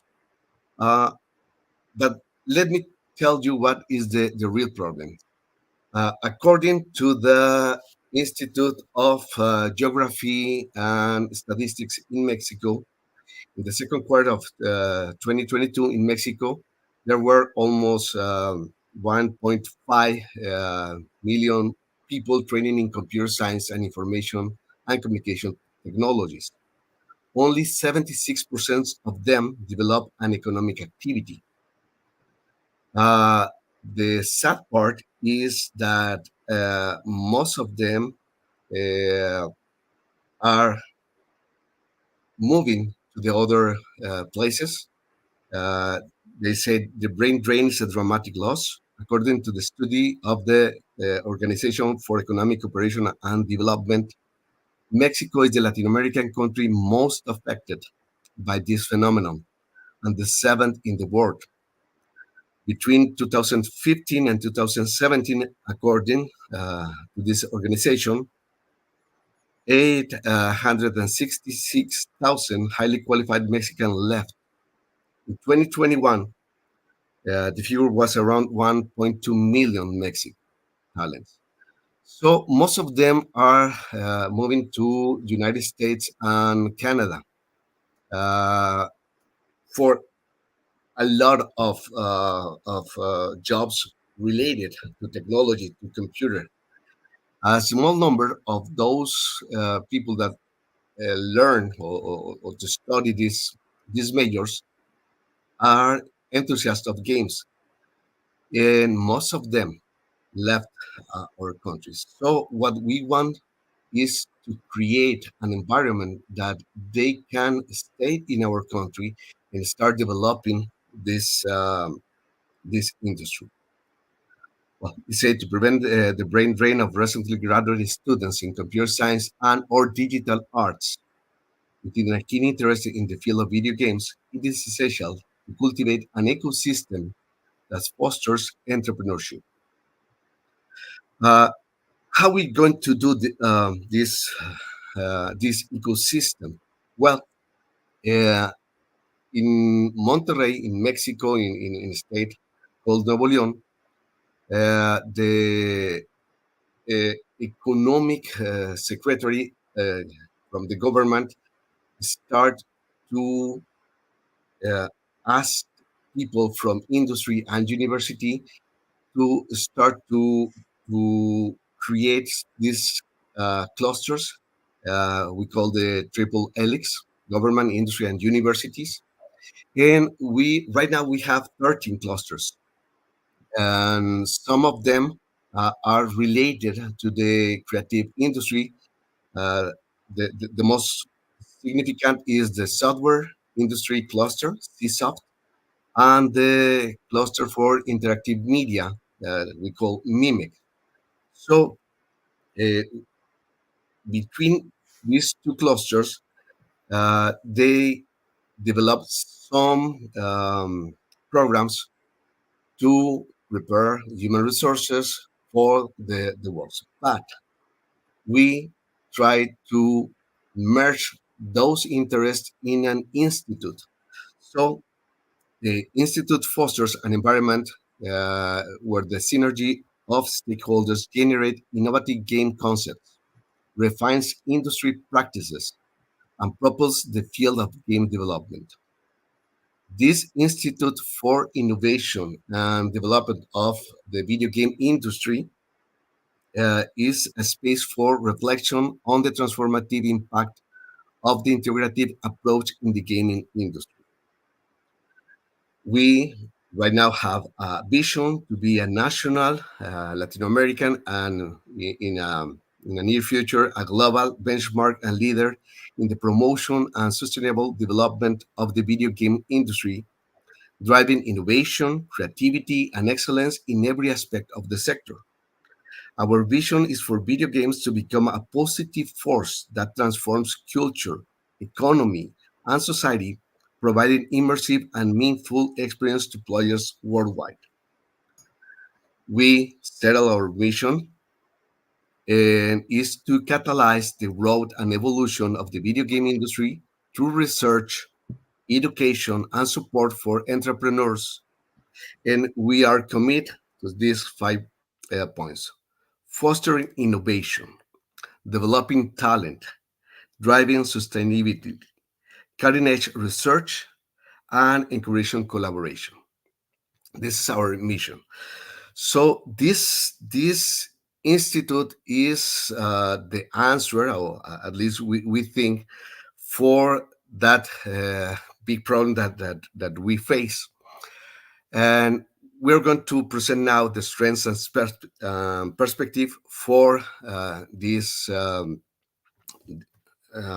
institute. We want that the students inject fresh ideas, enthusiasm, and willingness to embrace emerging technologies. We want researchers contribute methodologies, cutting-edge theories, and commitment to pushing the boundaries of game development knowledge. And professionals offer industry insights, practical experience, and a pulse on market demands. Government provides priorities, regulation, and tax incentives. And what are our strategies and collaborations for innovation? Well, first, interdisciplinary curricula. A few minutes ago, some from the audience asked for mathematical games. First of all, let me tell you that I am a mathematician. I have a master's degrees in applied mathematics and a PhD in artificial intelligence. And what I see right now is that we need to really change the curricula. For instance, when we focus on developing games and not only consume them, we need a special kind of mathematics. For instance, maybe in undergraduate programs, we know the rotation matrix, but rotation matrix can face some problems if they don't have the inverse. So we need to change the real number mathematics, or the real number calculus or linear algebra, to complex algebra. We use quaternions, for instance. We need tensors. So we need to start to change the curricula. So these conversations are this kind of conversations we are trying to put in our universities to change a little bit in these baby steps, little by little, and encourage people to do something else. Well, what else? Industrial partnerships, real-world projects, access to value databases and industry trends, research incubators, hackathons and game jams. This strategy is a really good strategy, because you ask young people to not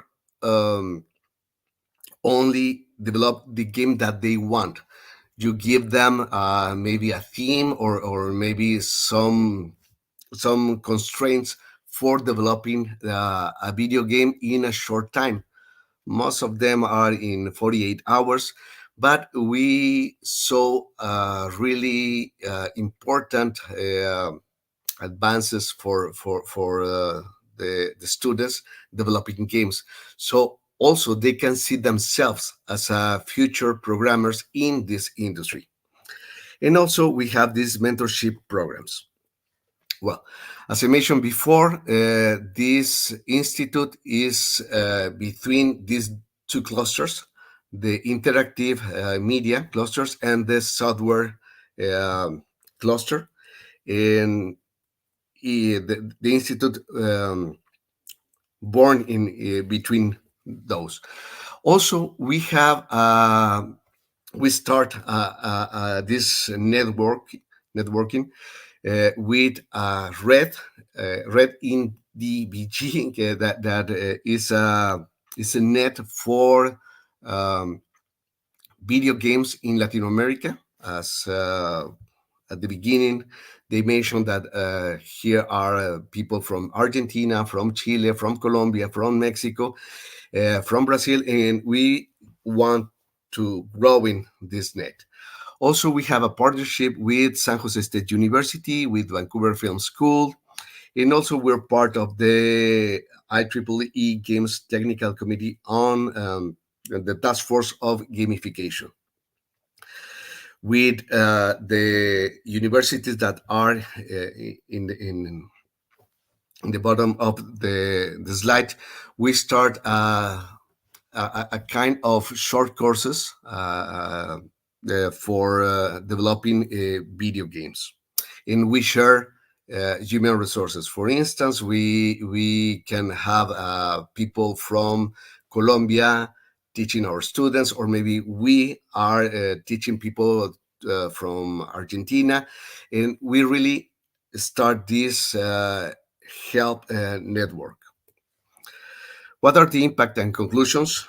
What are we really doing in this institute? Because what I mentioned is just the idea, but what are the really facts that we already can tell you that we are doing? First of all, we are trying to teach young students and to share that they can learn in terms of gamification. Again, a few minutes ago, some of the audience asked about gamification, and this slide show us a group of students that are learning how to program in a game. They are playing a card game. They don't know that they are really learning how to program. They in the game are pirates. They have their ships and they are attacking other pirates in order to be the king of the pirates, for instance, and to have the treasure at the last. But at the end of the activity, we show them that the way they prepare their ships are the way that we settle our variables, the way they do special attacks are the control, the if, the then, the loops in our programming are got, and they be aware at the end that they really know the notions of programming in a very fun way. Also, you ask for games for education. Well, first of all, Lorena just told us that serious game and simulations are names for this kind of games, but we really don't like serious games. We think game must be something that must be fun, but why not to have a nice time playing something at the same time you learn.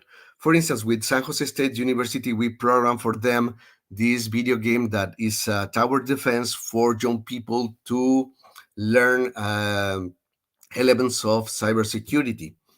So you have to settle a password. The game is trying to hack your password, and in the middle you are defending your computer from virus or other threat, and you have to upgrade your computer to settle a firewall, and all of the time you are receiving emails, and you have to know if they are trying to phishing or they are really a real mail that you have to answer. And the game for themselves is a nice way that people just have a good time. But at the end, we ask them, we give them a survey, and we saw a gain in the knowledge about 87% of the people. Well, this is one of our products. Other, for instance, these are our students, and they develop a visual novel in 5 weeks. And this was very special because it was a celebration for one of our astronomers, a woman in science. And we show our students that they can contribute with developing for programming and designing a good game. Also, Lorena, for instance, is the director of the concentration for computer science in video games.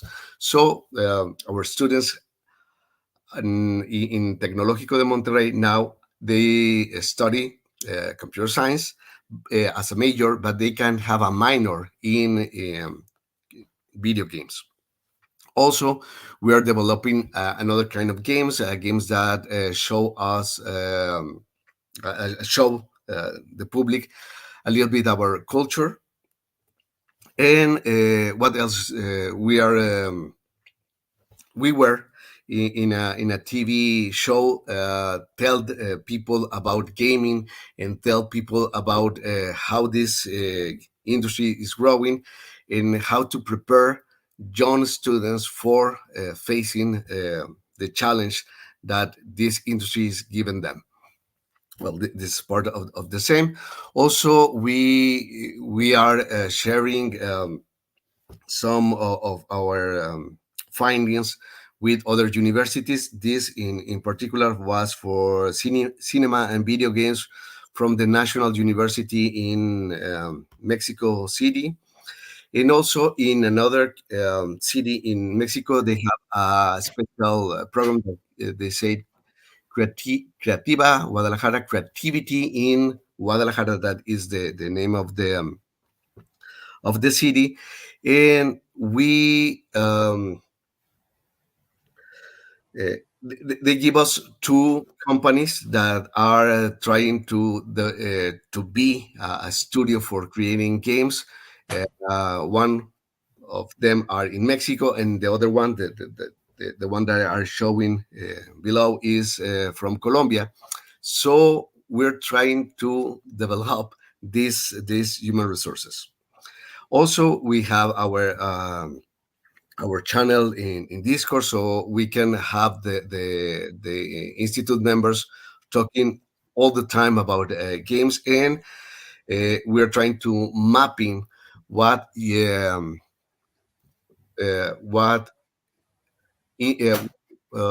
industry, what entrepreneurs are trying to develop their own companies, and for what kind of platforms or what kind of game they are doing.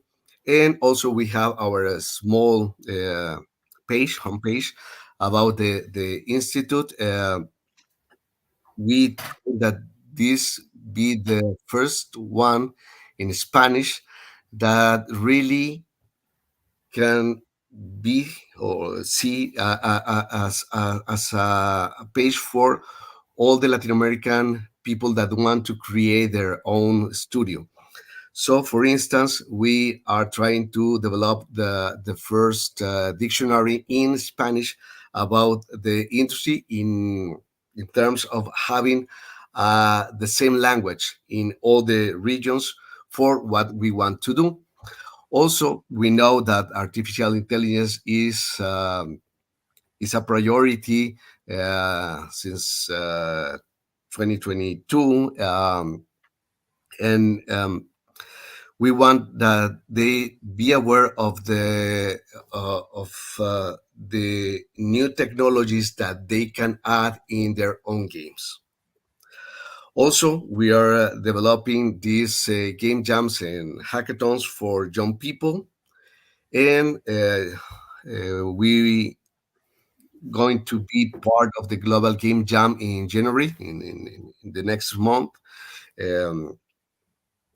And in conclusion, the establishment of an innovation institute dedicated to the development of the video game industry represents a pivotal step towards fostering creativity, entrepreneurships, and sustainable growth in this dynamic field. By providing a specialized environment that combines education, mentorships, and access to resources, the Institute serves as a catalyst for nurturing talent and empowered aspiring game developers. This initiative not only addresses the retention of skilled graduates, but also contributes to the overall advancement and global competitiveness of the video game industry. So I think this is all. I don't know if I took a little more minutes. And have a question. Have you finished? Yes, sorry. Okay, thanks a lot indeed for your thought-provoking presentation. I am so tempted to little bit digress, before any question from the audience. As an expert of mathematics and AI, you have observed that there is a strong need for curriculum redesigning. In India, we have been talking about NEP 2020, New Education Policy, and also ABC. And I have been very closely associated with one university. But the point is that, like when we do some redesigning of our curriculum, then it is so, like haphazard and unsystematic. And how we need experts like you and similar kind of things. I'm sorry, that is for a theme for another conference, and we'll have maybe another opportunity. But this is something very interesting, which is coming from your observation as an expert in mathematics and AI as such. So with that, I open for the audience to ask any questions, or you want to make any observation. It's open. Yeah, please feel free.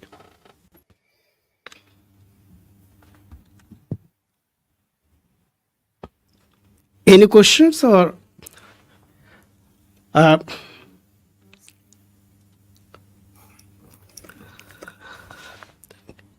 Well, yeah, like people are really truly absorbed, Dr. Carlos, for your presentation.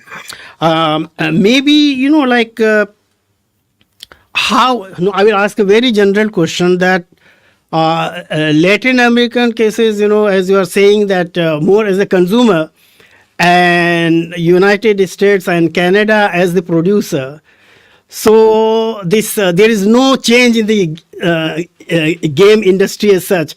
We are going to continue the same thing, that the developed countries are the producers and they are the beneficiaries of appropriating the surplus, and the developing countries the Latin America will be the consumers as such, where the profit will be going to the developed part of the world as such. Would you like to respond to that? That how your study has implications of this dimension? I wonder whether you have covered, although your area is something different. We really think that we need to change. We need to start giving the tools for our students to see themselves as entrepreneurship, so they can start their small business. So that's why we are asking the government, the economic part, that give incentives for them to start the small industry, so they can be competitive first in the indie game industry, and then start to move to the AAA industry. But we need to show the world that we are able to do games that are high in quality.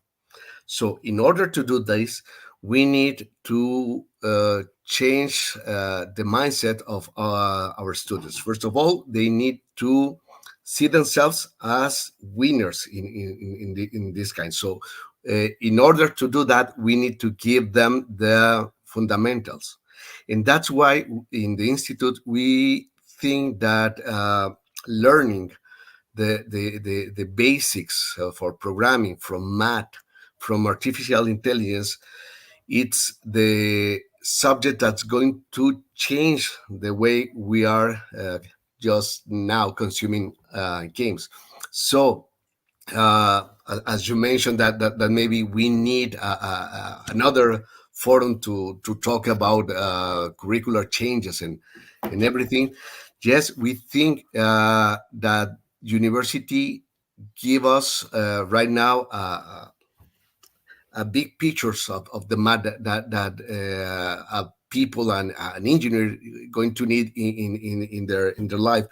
But the fact is, the last 5 years we saw an increasing tools, an increasing algorithms that need people to be aware of how to develop new algorithms that they need to as I mentioned, the quaternions, the advanced linear algebra, not only what we saw in universities. So that is why we think that the institute is going to be a game changer in the game industry, and we want that in the next years maybe we can have a small talk like this, and hopefully we're going to tell you that we increase the numbers of companies in Mexico in, I don't know, that percent.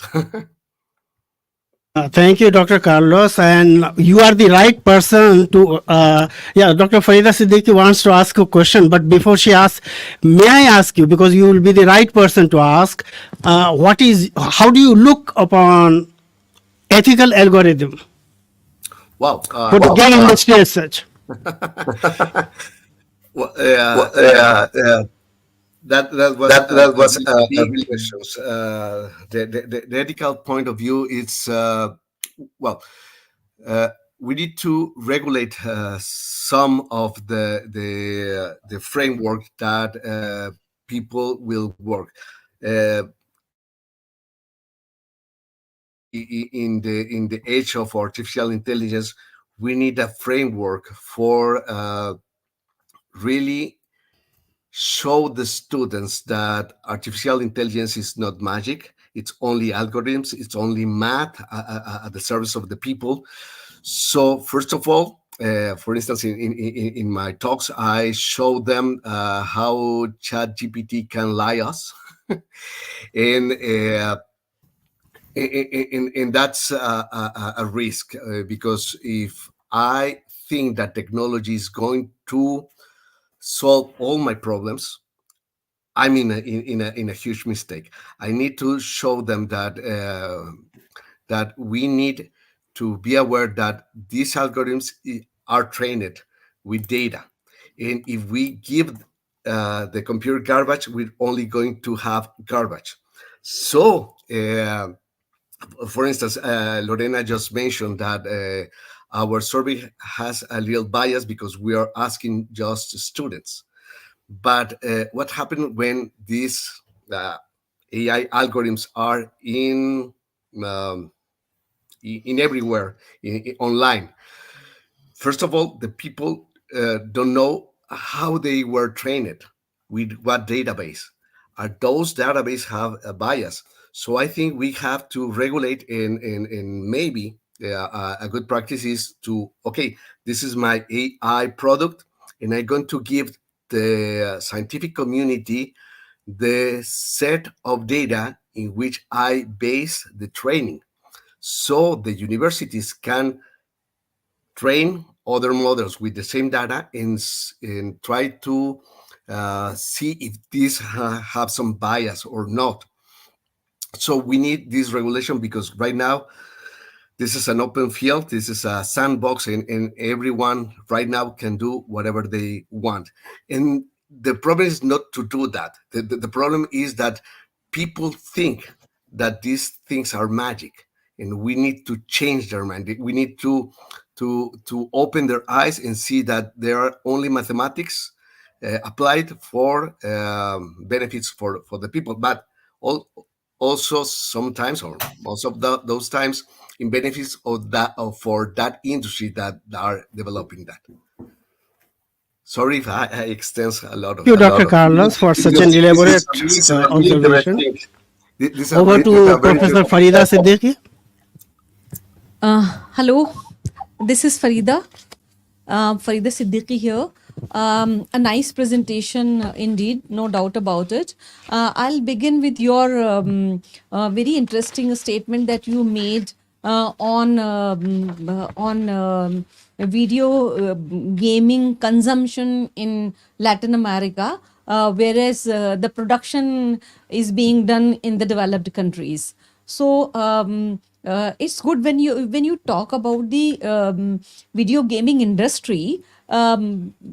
Then you talk about the growth of industry, and it is understandable that you being a citizen of Latin American countries are working very hard that video gaming industry should increase. It is good, but as an expert of mathematics or artificial intelligence, you are working in this particular area for the growth and development of video gaming industry.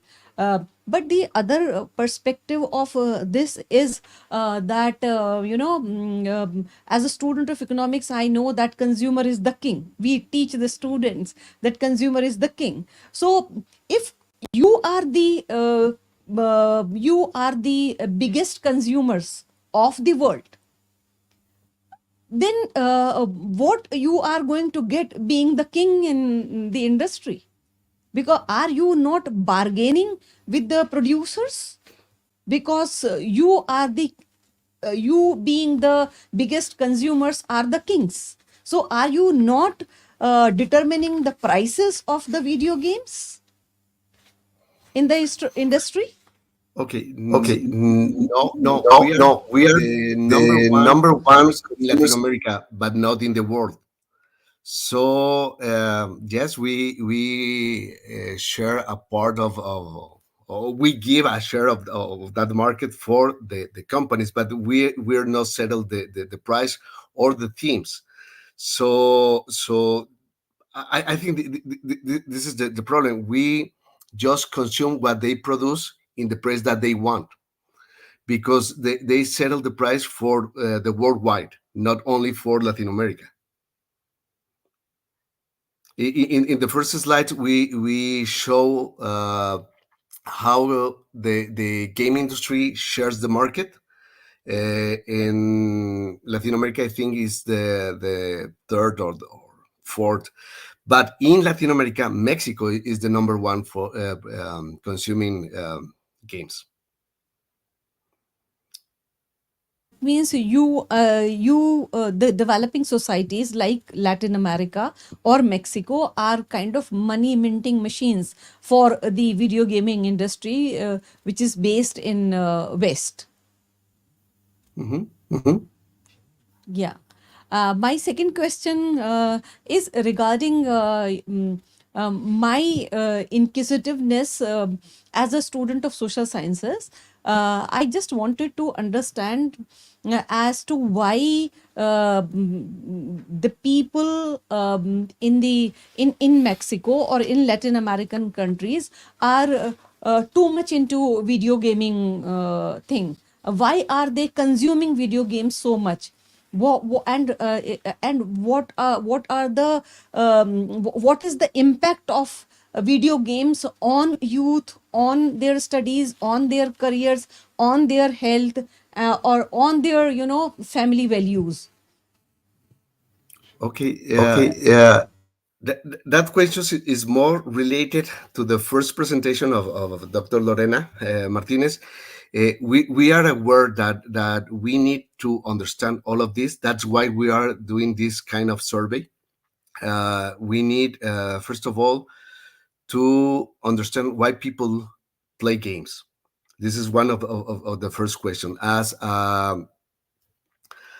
part of the nature, humans are not the only ones that play. Mammals play. Birds play, reptiles play. So we reach in papers and in the books trying to address this question. And most of the researchers say that people play or animals play because they are preparing their brains for the future. So the small cat start to play, just trying to be the hunter in the future. But we as social beings are that evolved in civilizations change. I don't know, a little bit. I say that a huge, and we are playing again, preparing for our future. Dr. Lorena mentioned a few minutes ago that there was a researcher, Jane McGonigal, and she's settled a research about what skills or what competences do gamers develop right now that are playing. Most of them are playing, and all of them are related to a dynamic world. People that can take decisions in a non-deterministic environment. I mean, when you have not all the information. And this kind of people also can change their decision with when information came. This is a change because if we saw our older generation, the CEO of some companies take decisions only when they have all the facts, and once they do or take that decision, they don't want to change. They are really tough to change with new information. So maybe what we are seeing right now is a consequence of people that start playing games online and try to do this kind of decision making, and we're going to see them in a few years in the top positions, making some of this taking this decision. So what I mean is that people still playing because they are preparing for the future. So this is number one. The second part is, okay, we are playing most of all because our societies are technological. So the people, the younger people, are have a computer, have a cell phone in early ages, and they are a good tool for entertainment. But what do we think we can do with them is, if they have this tool, why don't we use them for learning purposes? So the young students can still play and have a good time, and because well, when we were young, maybe we can play with toys or outside the house, but now the new generations also play with these devices, and we can start to show them that they can learn things playing. And sorry if I taken too much for this answer, but there are several games that ask the gamer to be outside, to walk, to observe things in the real world. So if we want, for instance, that our children's do more exercises, we can develop games for encourage them to do that. So that's why we don't want just to be consumers of the games that people from other countries, from other mindsets want. We want to develop our own games so our youth can do whatever we think it's better for them. When you say that gamification for future, are you implying, and please take me not as sarcastic, but as a quite serious observation, that how to survive in Moon and Mars, that is one, because the future we will have to go there and survive in those conditions, that is number one. Number two is, within our planet, the things are becoming unpredictable, more complex situations. Climate change is one example. So as a mathematician, are you implying, when you are repeatedly overemphasizing on gamification for future learning? If you could be briefly observing. Gamification is a good tool for teaching and learning topics. First of all, the games have a problem indeed. So what we are trying to do with the gamers is to be problem solvers. If they are trying to, I don't know, to take that sword or earn that shield, it's a problem. So the young students or the young people are facing all the time when they are playing with problems. Right now, we can ask them to play another kind of games, a game for, as I mentioned before, the cybersecurity game that we developed for San Jose University, that not only give you a small problem, but teach you what are they facing right now in terms of cybersecurity. For instance, if we're trying to do a mission to the moon or to the Mars, we can develop a game that I don't know, that maybe they need to calculate the amount of oxygen that they need for the trip, because the trip is not going to be a few hours, it's going to take maybe a year. And what kind of food they going to need, we can settle an environment, a virtual environment for them to be aware. For instance, in Williams University, they have the NASA Classroom of the Future. In that university, they have a kind of simulator that some people are in the control station and others are in the special station, and they develop a kind of problems that cannot be solved only for one team. So the people in two steps, in two floors different, they have to collaborate in order to solve that kind of problems. And we need more online games, we need more collaborative games if we want to achieve this kind of problems, because the space exploration is not going to be one party solution. It's going to be really a collaboration for different teams and different peoples with different kinds of thinking. So we can see games as a tools for teaching those generations to start collaborate and to face problems with more complexity.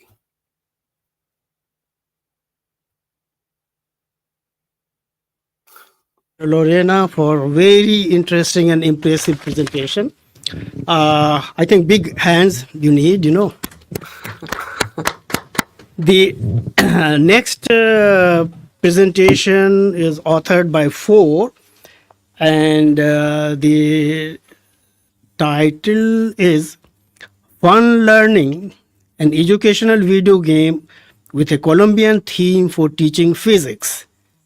And the first author is Nicolas Alberto, second author is Johan David, third one is William Howlett, and the last author is Edward Lorendo. So over to Nicolas and team.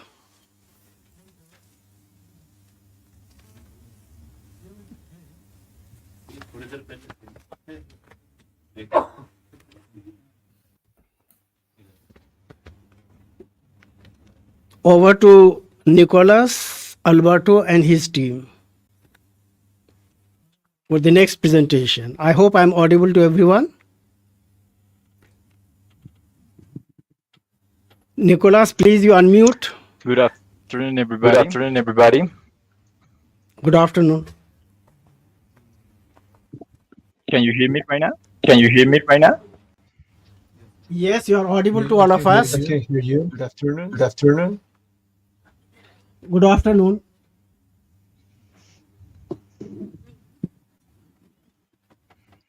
Can you see the screen? Can you see the screen?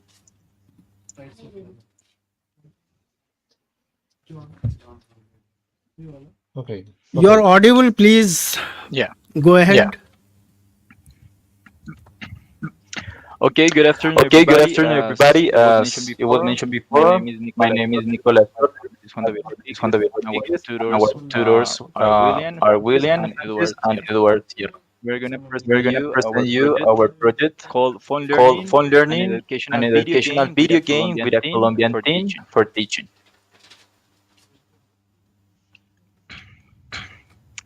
Well, our Well, topics are our going to be topics are going to divided be in divided in introduction, introduction, methodology, methodology, results, results, and and analysis, a short analysis, video, a short video game, video game, test, test, test test results, results, conclusions, conclusions, and our and our references. references.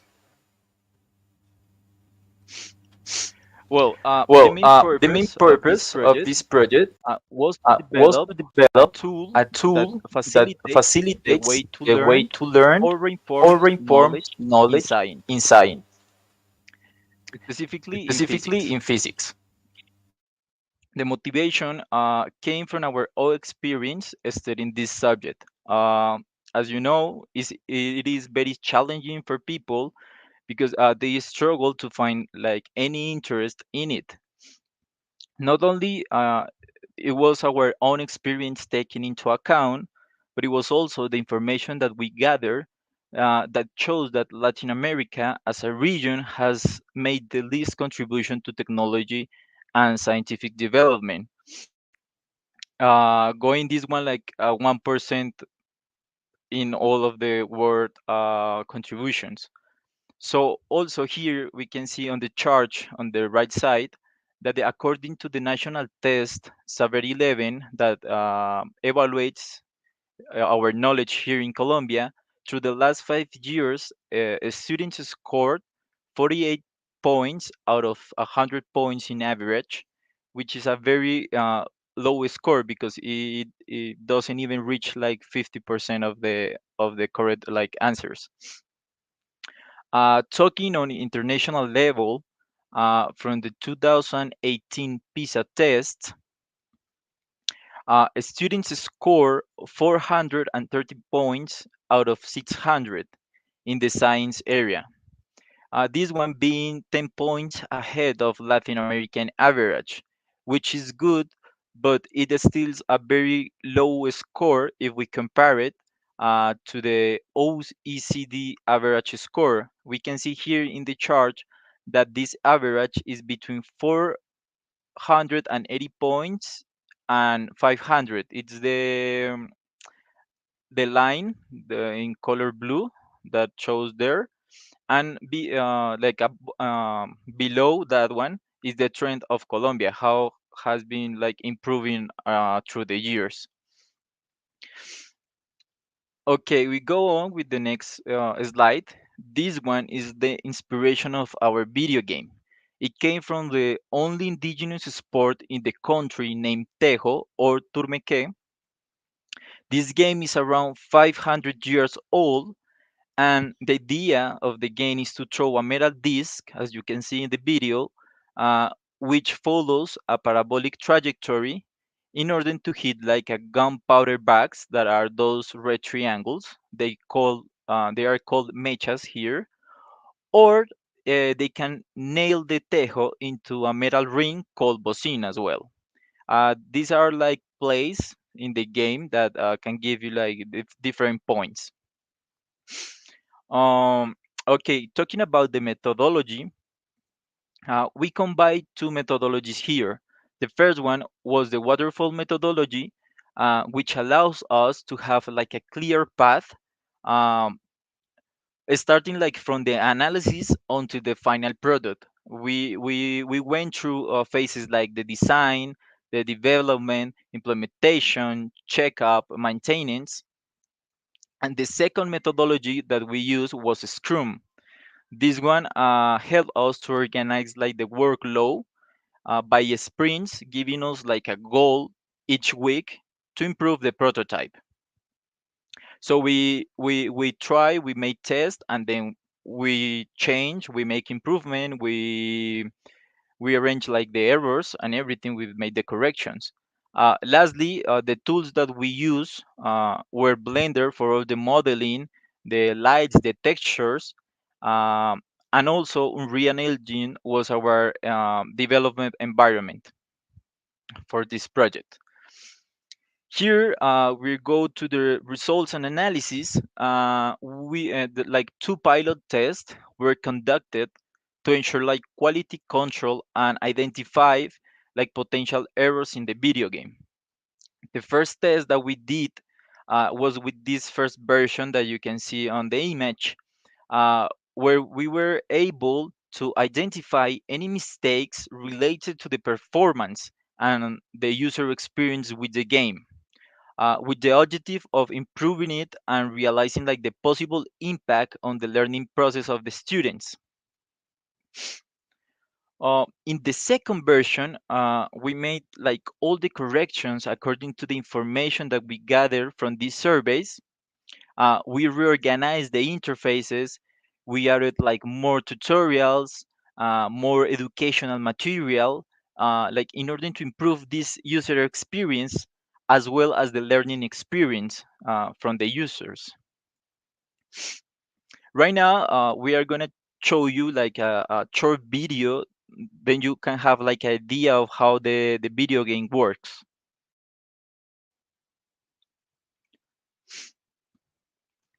Well, we have here our character. Its name is Jose. The idea of the game is that we help Jose training to win a tournament. So we have here like we can enable or disable the trajectory. We can play with the values of the variables like the velocity in every one of the x's, the x and the y, the gravity.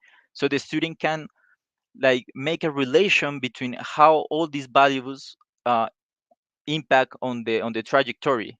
We have like a formula, we have all the values, they can study them. We have some challenge that the students can complete in order to get more score. We have also like theoretical test where we evaluate the knowledge of the students. They can put his name here. They can see the percentage of the precision. Let me check if we can see the interface of the test.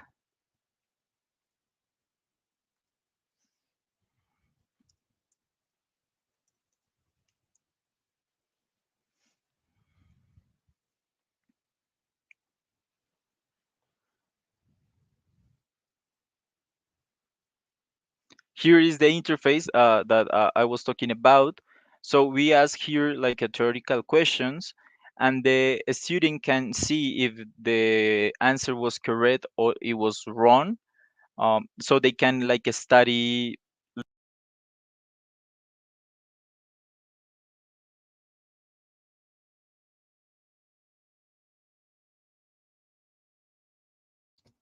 Okay, my classmate has trouble with the internet, so I will continue. Can you hear me well?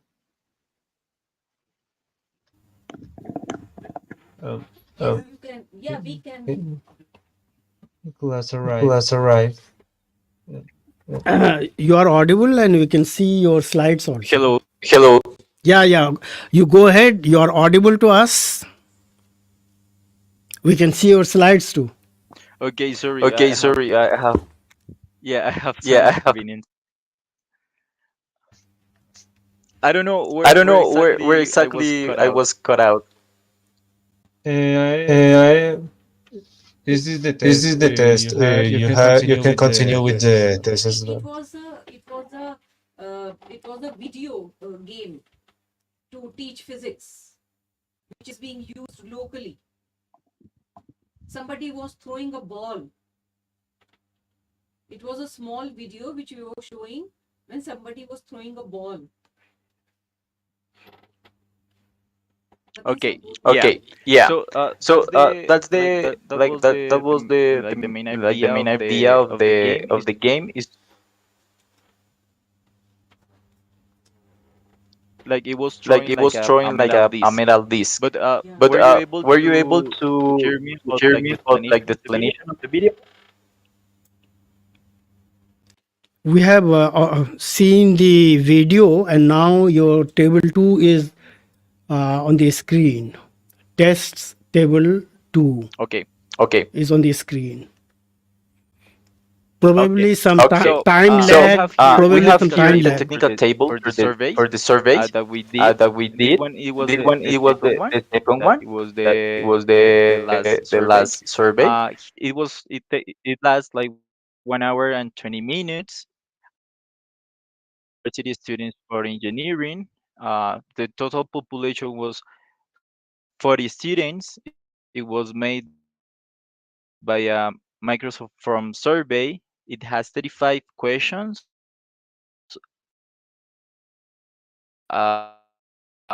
open and closed ones, and it was made in Spanish.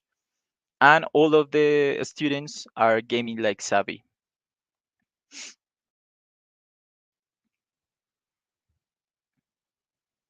So we can change the.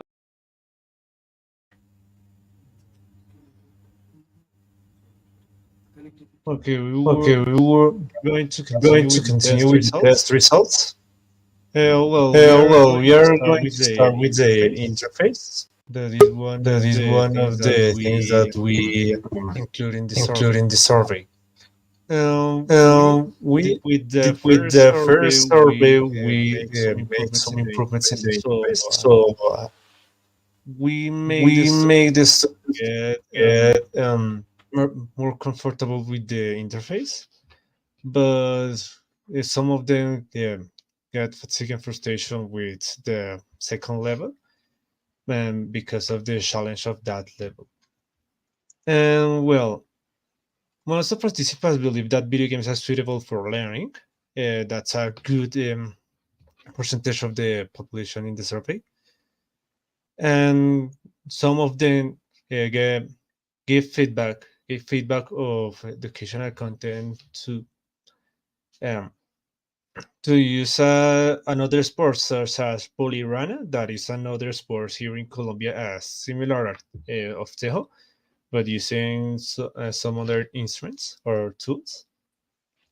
And well, this is a graph that we can see here on the right, that on a scale of 1 to 6, how do you rate the team of Tejo for learning physics? So most of them qualify that, well, says that the team of Tejo is a really good tool to teach physics because of the projectile motion. So it's a really good tool to show that, but in this region in Colombia, because it's a national sport that is too common here. So I don't know if Nicolas can continue. You can talk to see if you are Yeah. interested. Okay. Yeah, Okay. I think it's getting better. Sorry about that. So we go ahead with this two charts where we evaluate the participants. So on the left one, we have these students that have like little knowledge about physics, like what we learned in high school. We can see like around 26 of them has learned through the video game, but like if we compare these ones to the result on the right chart, uh, these people has already like studying the subject in university, so they could like reinforce the knowledge, all the concepts that they learned in university, because here is around 63 percentage of the students that reinforce those knowledge. So it's like getting a bigger impact on people that already study physics. With the next slide, we can see two of the main questions. One is, do you believe that this video game contributes to learning new concepts and the understanding of scientific phenomena focused on physics? 55 percentage of people say yes, and also we ask if they would recommend this game for these purposes, and 87 percentage say yes as well.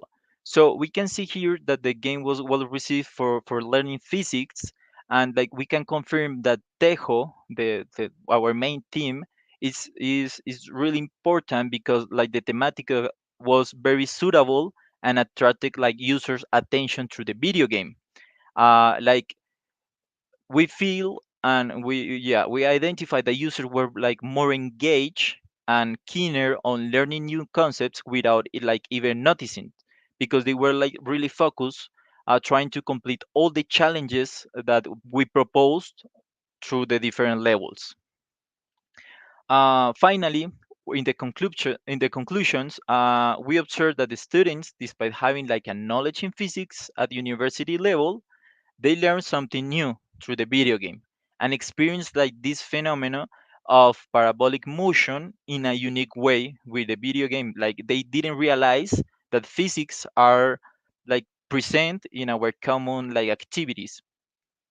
Also, the results indicated that the video game worked as an interactive tool for teaching physics and could be used like primarily in high school or even in higher educational institutes.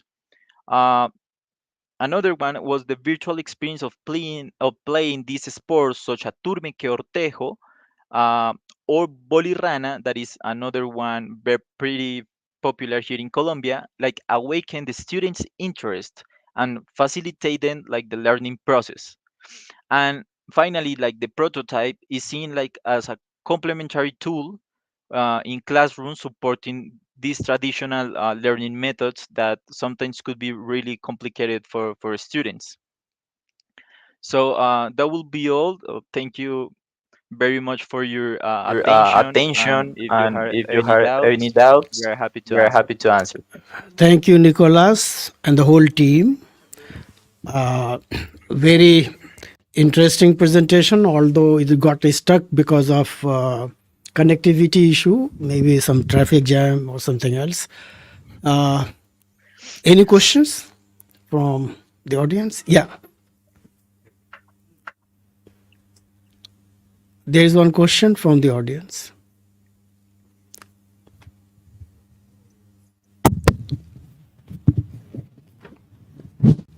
Yes, it is a night presentation from Nicholas and teams. And may I make one query about the when you are preparing the tool, the video games for teaching, learning physics, and how much involvement of the teacher or particular discipline like physics here you input? And my second query is is there any competency for learning with their traditional mode of learning, that the physical your offline teaching learning process, or how far it is competence with their curricula, what through they are going? And next, I have another suggestions to you, that what are the scopes for making a complete package for teaching the physics in a certain level to the students by the video game?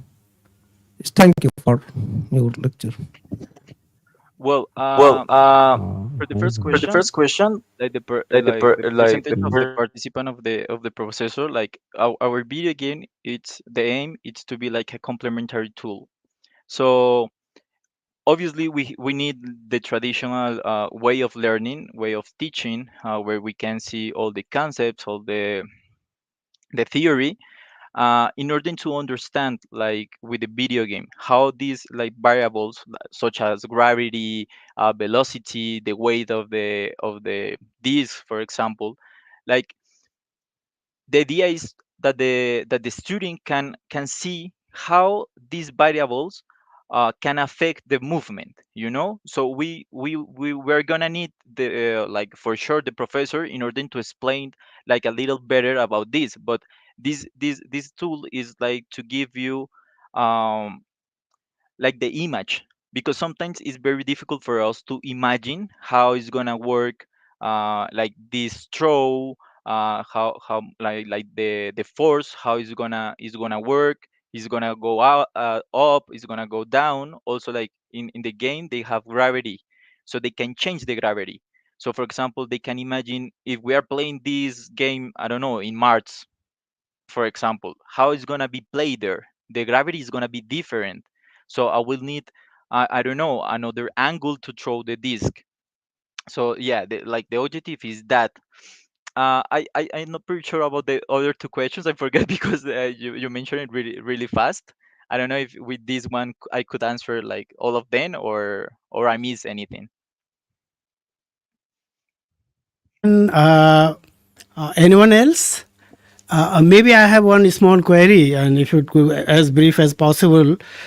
Nicholas, you mentioned about Tejo, and I have no idea because I'm not familiar with the Mexican, Colombian games as such. Could you tell us little about Tejo?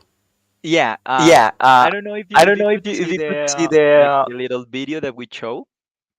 It is really traditional game here in Colombia. It's really popular. It comes from our ancestors. It's also like a national a sport. national It's the sport. only one It's that the we only got. one that we got. So the idea is to throw this metal disc. In that time, it was made from gold, but now it's a metal. But always keep the same weight. And the idea, it's like to have fun, with friends, having a Friends, having a beer, having beer, having conversation, conversation. made a little competition between them. And the idea is to throw this disc to what we call like a ring metal called bocine. So we have many plays to earn like points. And also, I don't know if you could see the triangles, the red ones.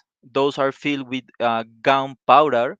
So if you hit those bags with the disc, it's gonna make a little explosion. It's gonna show like some sparkling, some smoke.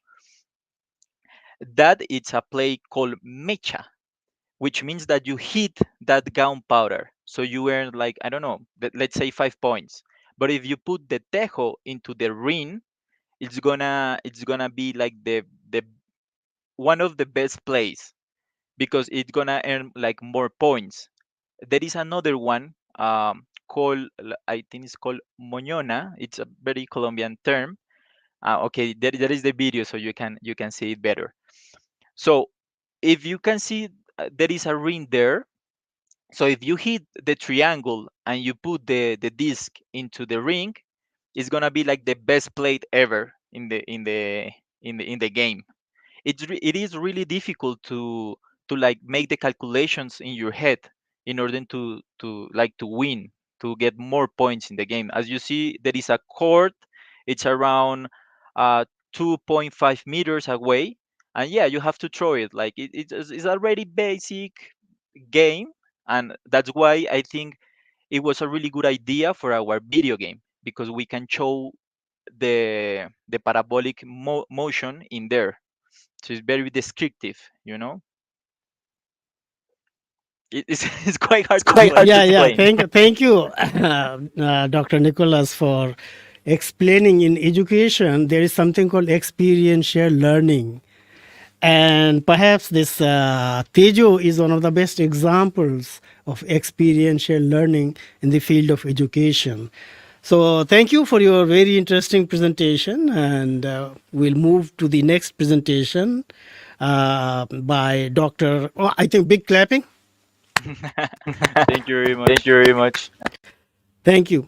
We'll move to the next speaker, Dr. Nibaldo, and the topic is gamification of social mobilization, video games inspired by the Chilean social outburst of 2019.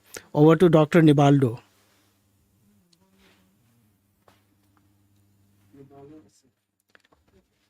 Dr. Nibaldo, can you hear us? Am I audible?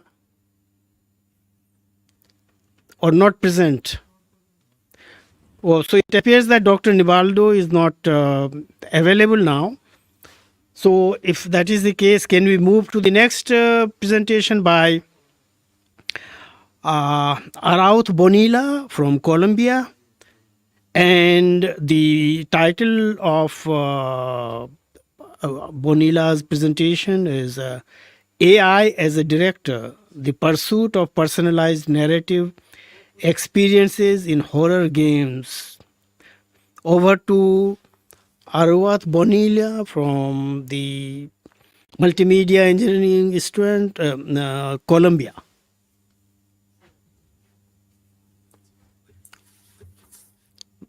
Dr. Araut Bonilla, please.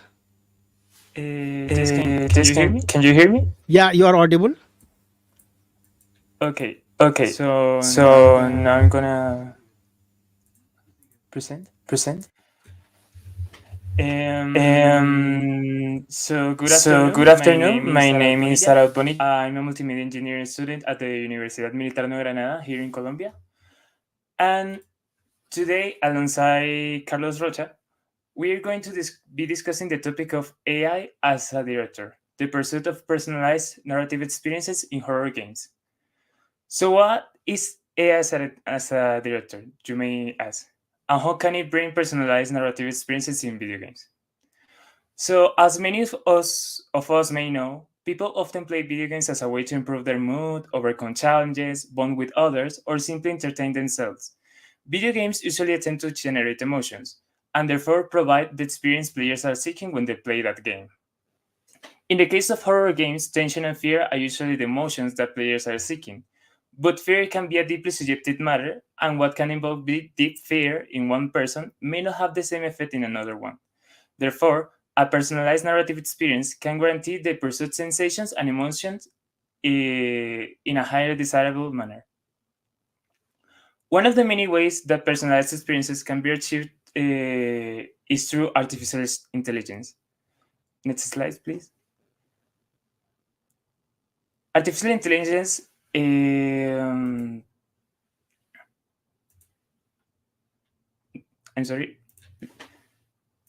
Artificial intelligence is often used in video games to control non-playable characters or NPCs, or to fit the role of an opponent, a challenge for the player to overcome. However, there are some instances where the artificial intelligence takes the role of something slightly unusual, a referee, a director, or a game master, comparable to those in tabletop games like Dungeons and Dragons. This is what we can call an AI director, being a director as in a movie director.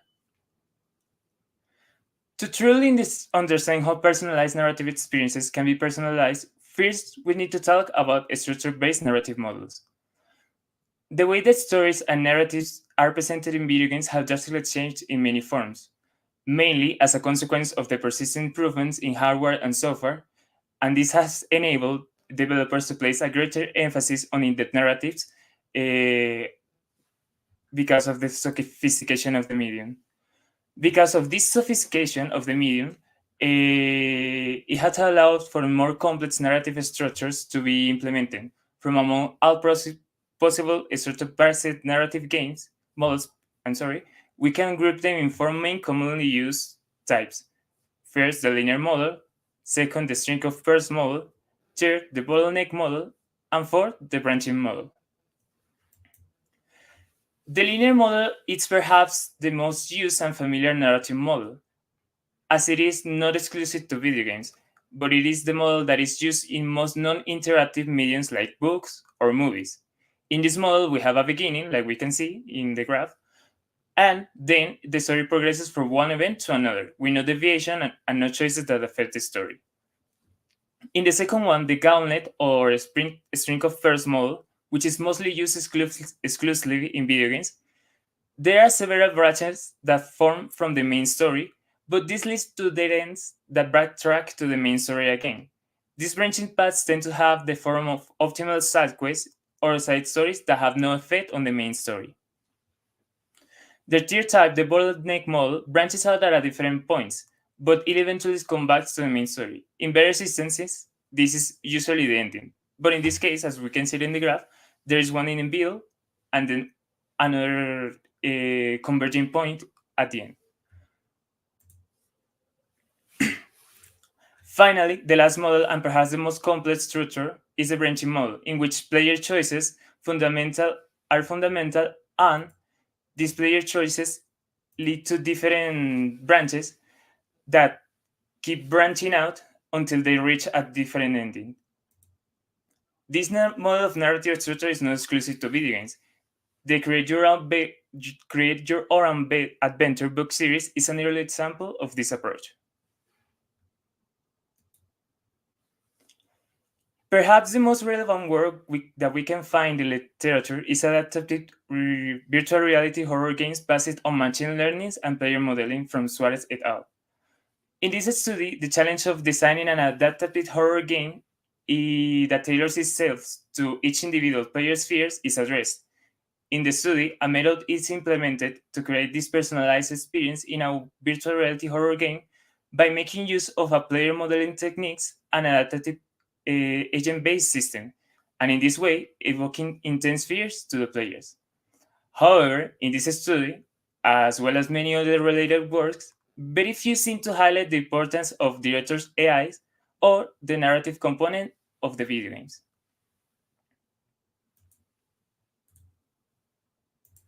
In the pursuit of personalized narrative experiences, the use of the right model or method for the creation of an artificial intelligence that monitors the player's behavior may be a crucial aspect, where without compromising the player's immersion on the experience, it can learn and recognize which elements and agents are necessary for the improvement of the game's narrative. One of the most common used algorithms in video games to simulate AI is that of the finite state machine. The finite state machine, in the finite state machine algorithm, a designer generalizes all the possible situations that an artificial intelligence could encounter, and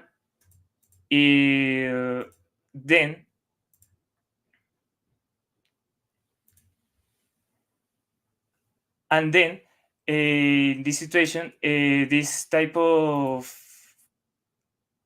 I'm sorry.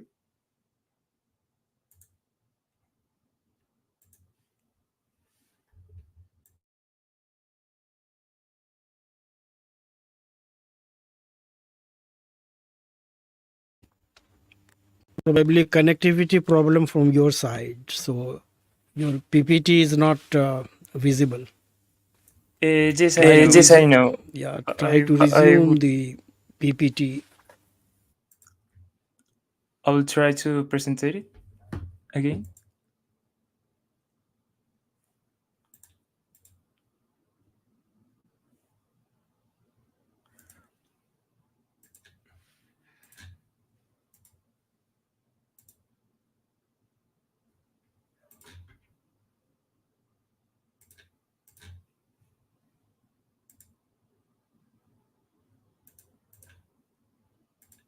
I'm sorry for the inconvenience.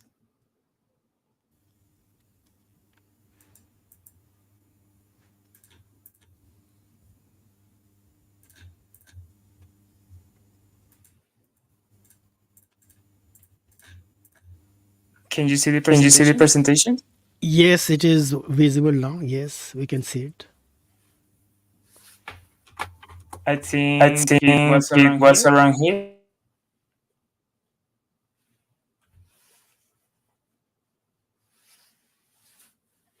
Okay, so I was explaining the finite state machine and how it works.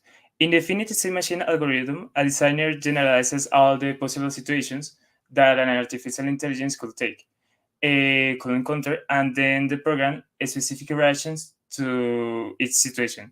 It is usually used for enemies and NPCs. One disadvantage of this algorithm is that it is not really an artificial intelligence, since it is lacking an important aspect that artificial intelligence should have, and that is learning. So, while it can create an illusion of learning or intelligence, its tricks can easily be revealed to the player, and in replace, it can become boring or it can become repetitive. Another algorithm, much more well suited for the purpose of this research, is the dynamic difficulty adjustment, or DDA.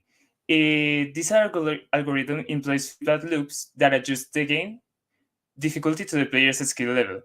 In this way, if the game is too difficult for the player's skill level, the game will adjust itself so it can be suitable for the player's skill level. This type of algorithm, talking about the DDA algorithm, can be tailored to horror games, with the dynamic variable being adjusted according to the player's behavior. That variable changing from difficulty to fear exposure or scariness. In this way, if the player is too scared, the fear exposure will be lowered. And if the player is too relaxed, the fear exposure is elevated, therefore assuring that the player has a good gaming experience. There are many different approaches that can be implemented to create an AI director that monitors player behavior or play size. Every single one of these approaches may be correct depending on the situation and the context which is expected to be implemented. The first one is, again, the illusion of intelligence. The way this mechanic works is by purposefully looking certain branches of the behavior tree of the finite state machine, and then activating them as the game progresses by certain triggering events.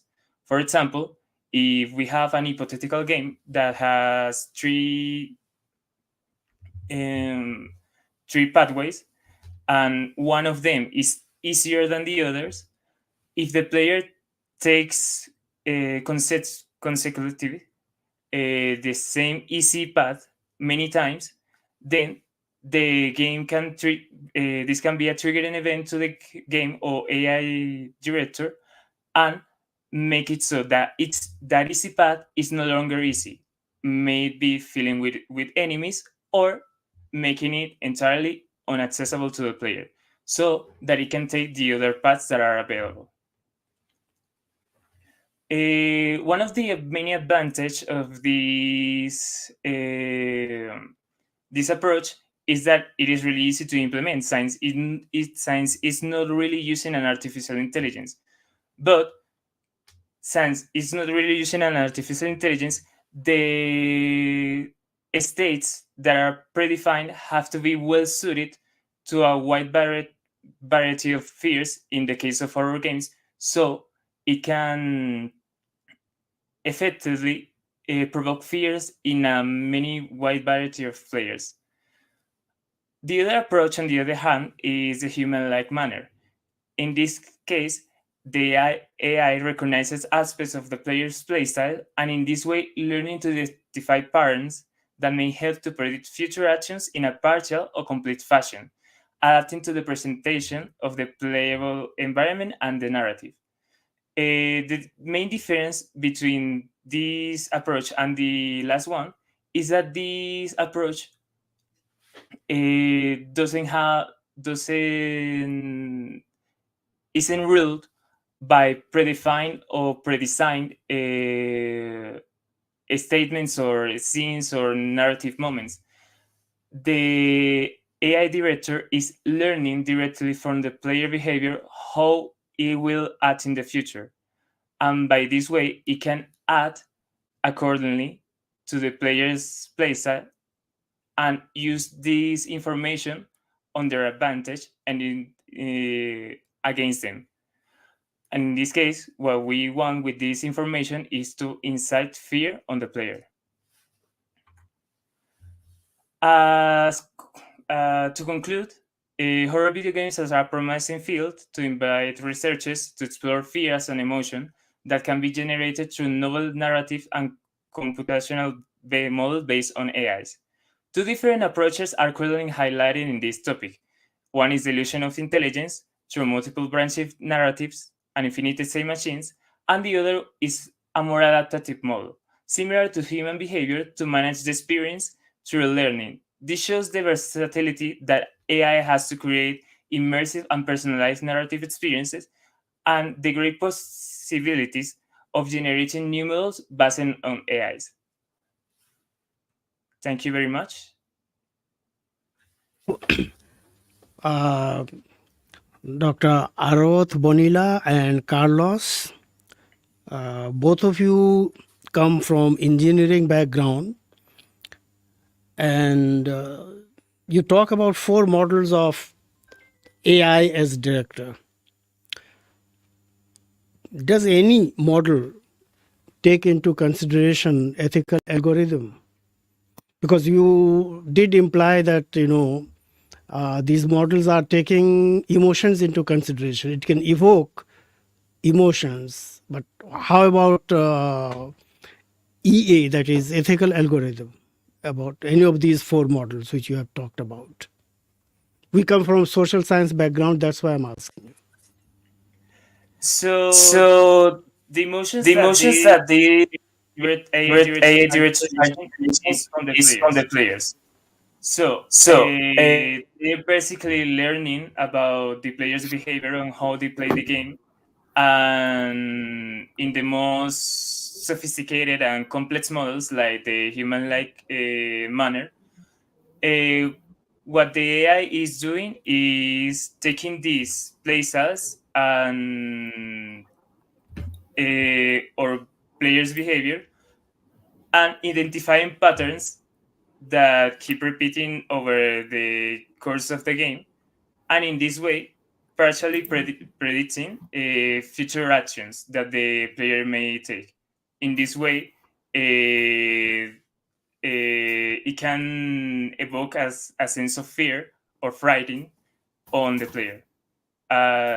Did that answer your question?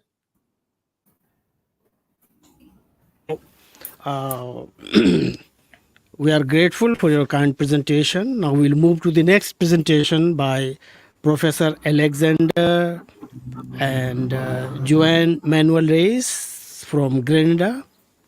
And the topic is reconstruction of Colombian cultural heritage using RGBD technologies. Professor Alexander. Professor Alexander, am I audible to you? Yes. I hear you. So I'm gonna share my presentation. Can you hear me? And visible both.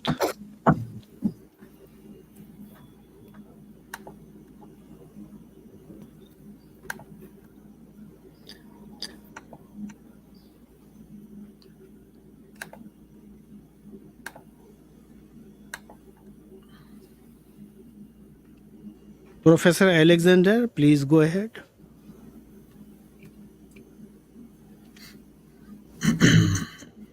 So they are uploading.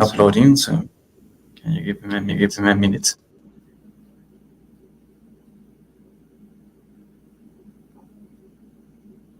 Okay. So good afternoon, good evening, I think, in India. Let me introduce myself. My name is Juan Manuel Reyes. We are going to make a quick presentation about the project that we have been working on with the supervision of the Professor Alexander Zeron. And as the main title says, the main topic of our project was the reconstruction, or at least an evaluation of the reconstruction of Colombian heritage using RGBD technologies. So let us begin. So as the first of all was an evaluation of what kind of applications and topics could be found on a 3D reconstruction, and in this specific case, 3D reconstruction of cultural heritage and cultural buildings and all these kind of elements. And we found three main topics that this kind of reconstruction touched, and they were the first one is what we call it the democratization of this knowledge of cultural knowledge and historical knowledge, and how these 3D reconstructions can help to spread this knowledge to people that normally will not have access to this kind of devices or buildings, or that cannot take those trips to the sites of, for example, archaeological sites that are currently explored. I don't know if I stop sharing. You can see my presentation. I'm sorry. Oh, yes. So that was. I'm sorry. Yeah, you are audible and visible both. Okay. I got your bell. So that was the first one of the mode. The democratization of the, as I was saying, through virtual environments, let these people interact with these pieces and we interact with these buildings and sites with cultural and historical value, and not only interact with them, but at the same time use these environments as a tool for learning or for teaching. In this case, the cultural context and the historical context of why those things are there and why those things were built, that's where they were built, and all these kind of things. The second one is the 3D reconstruction as a tool itself for the preservation of the physical, of the tangible cultural heritage as a comparison tool, or if the idea of this topic is to create through an archive of 3D reconstruction, it can be possible to physically reconstruct or performs a sort maintenance over these cultural buildings and cultural pieces after, for example, a disaster, a natural disaster, or an armed conflict that could lead to a partial destruction or a complete destruction of these elements. We already have some literature examples of it, like the Dundle stair steps over Hong Kong that were rebuilt thanks to a 3D archive that was already created before the natural disaster that happened in Hong Kong. So we see how this kind of reconstruction have value on these kind of scenarios. And the first image is a disaster that happened here in Colombia, a city called Popayán, and that destroyed that natural disaster destroyed a lot of cultural buildings that have a lot of value for not only for the city, but for the cultural and historical context that they were built and where they were participant of. So the tier one is the 3D reconstruction as a tool for not only for maintenance or for teaching, but for a story itself of the pieces of the archaeological sites that led to people, to scientists or the kind of scientists, archaeologists, that can let them to use these kind of tools to a better understanding of the pieces and the places where they are subjecting their studies, and without altering this type of objects, without entering into a more direct and aggressive, if we can call it so, aggressive intervention to understand how they were built, what was the purpose of them, and why what was the value that it has to that culture that they are studying in this case. So that's an overview of what we focused or research. So let's talk about materials and methods. Well, in materials we got 3 sensors. One, we can call it no an RGBD sensor, but more like a visual-based sensor that is a stereo camera using these stereographic methods, like us humans perceive deepness with disparity of the image, of the both image, and mixing them together. The other one is the Kinect V2 sensor that is light-based, meter-like-based a device that works with a continuous wave.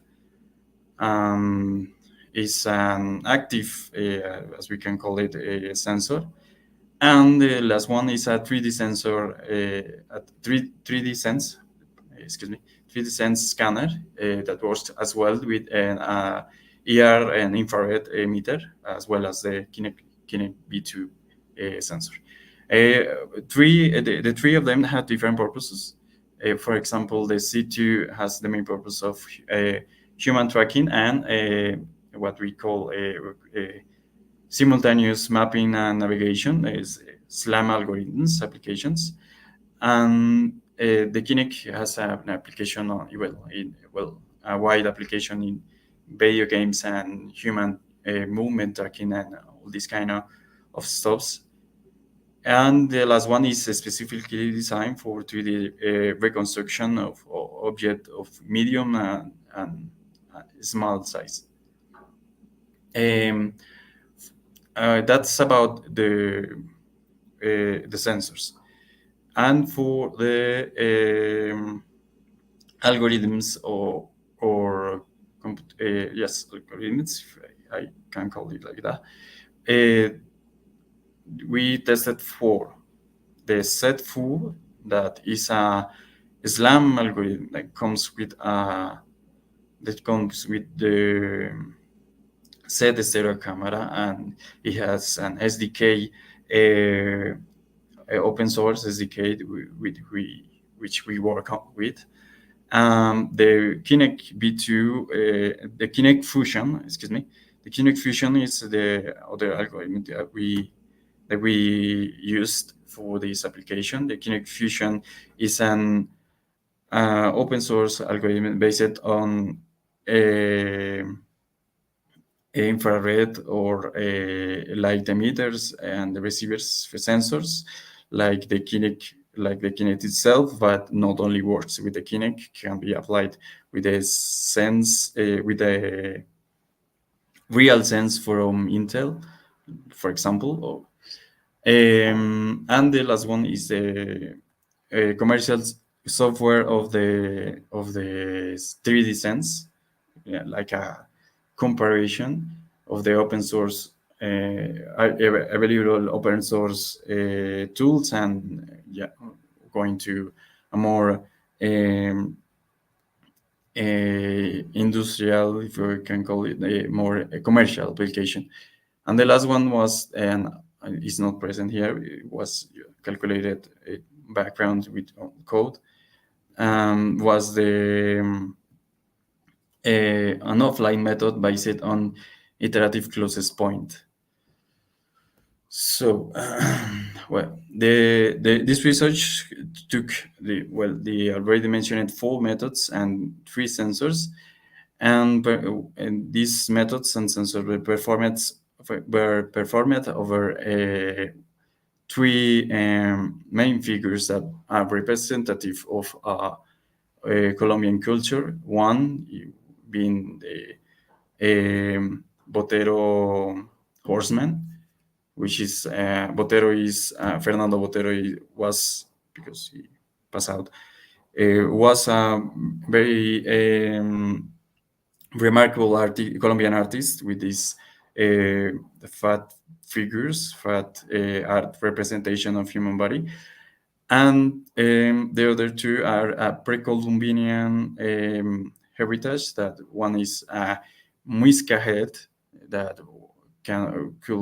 could be found in tombs and where they were filled with offerings to the dead, and 𝘃𝑦𝒏𝒂𝒕𝒊𝒂𝒍 that was used for ritualistic purposes. Well, here the flowchart is a little overview of the how Kinect Fusion works.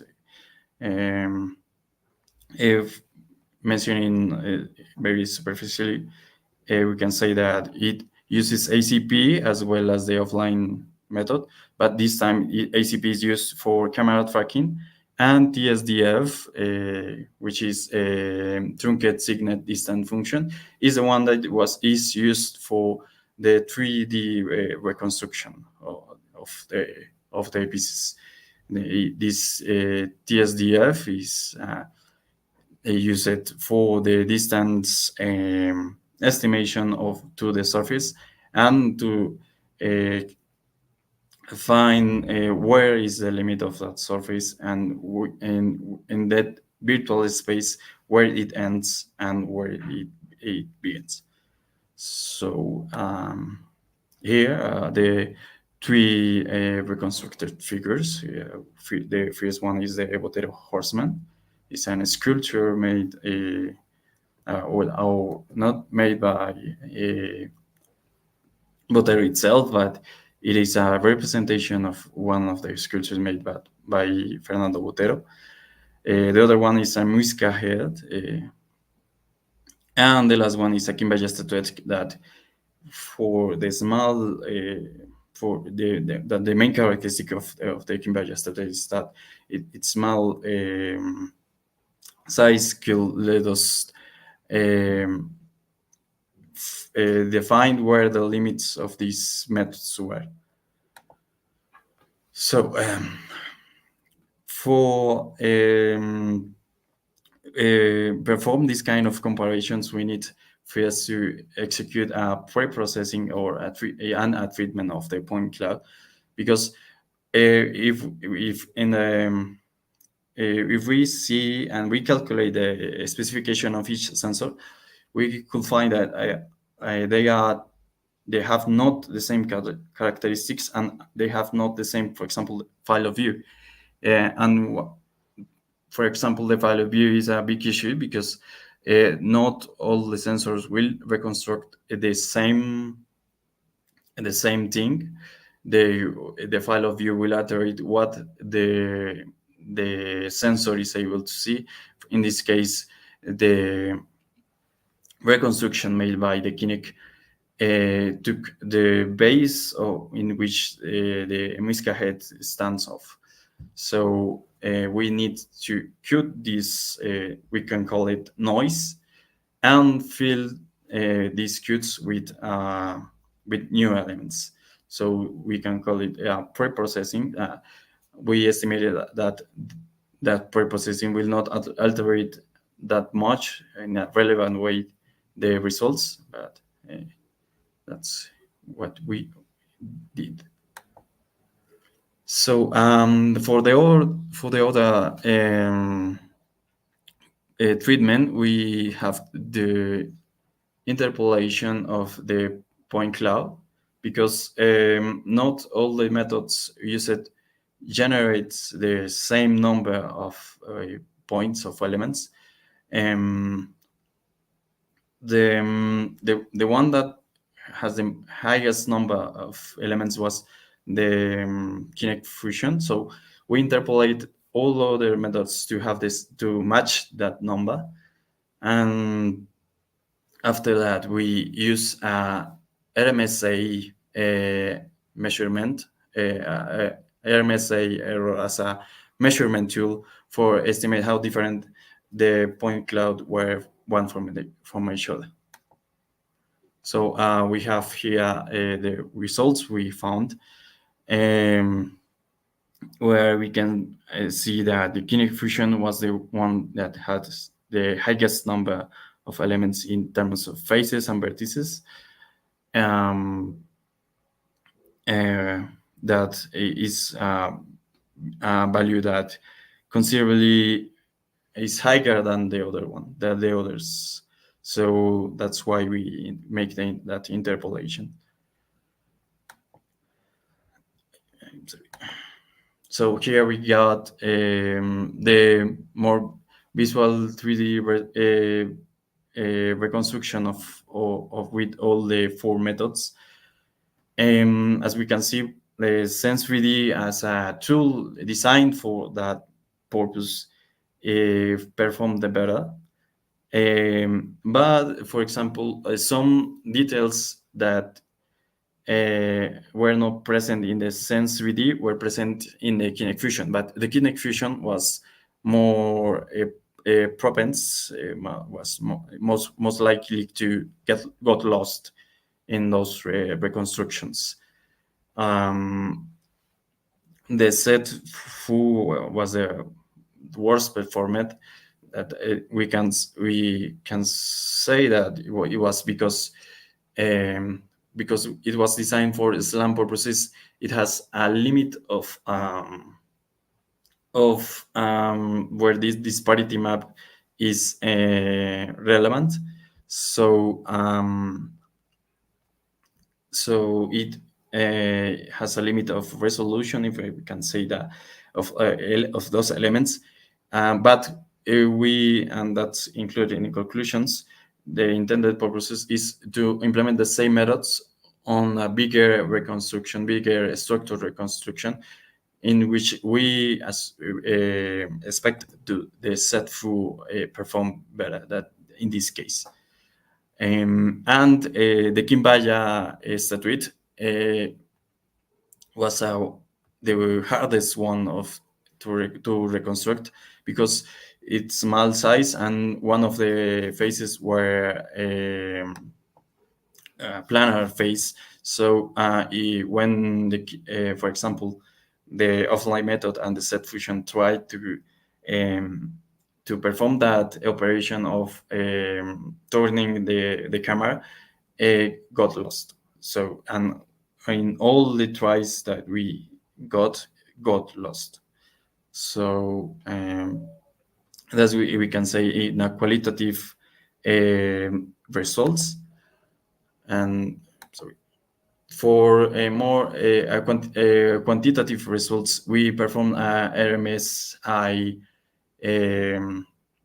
calculation, in which I have already said that interpolation was performed, but also was the points that were repeated were eliminated.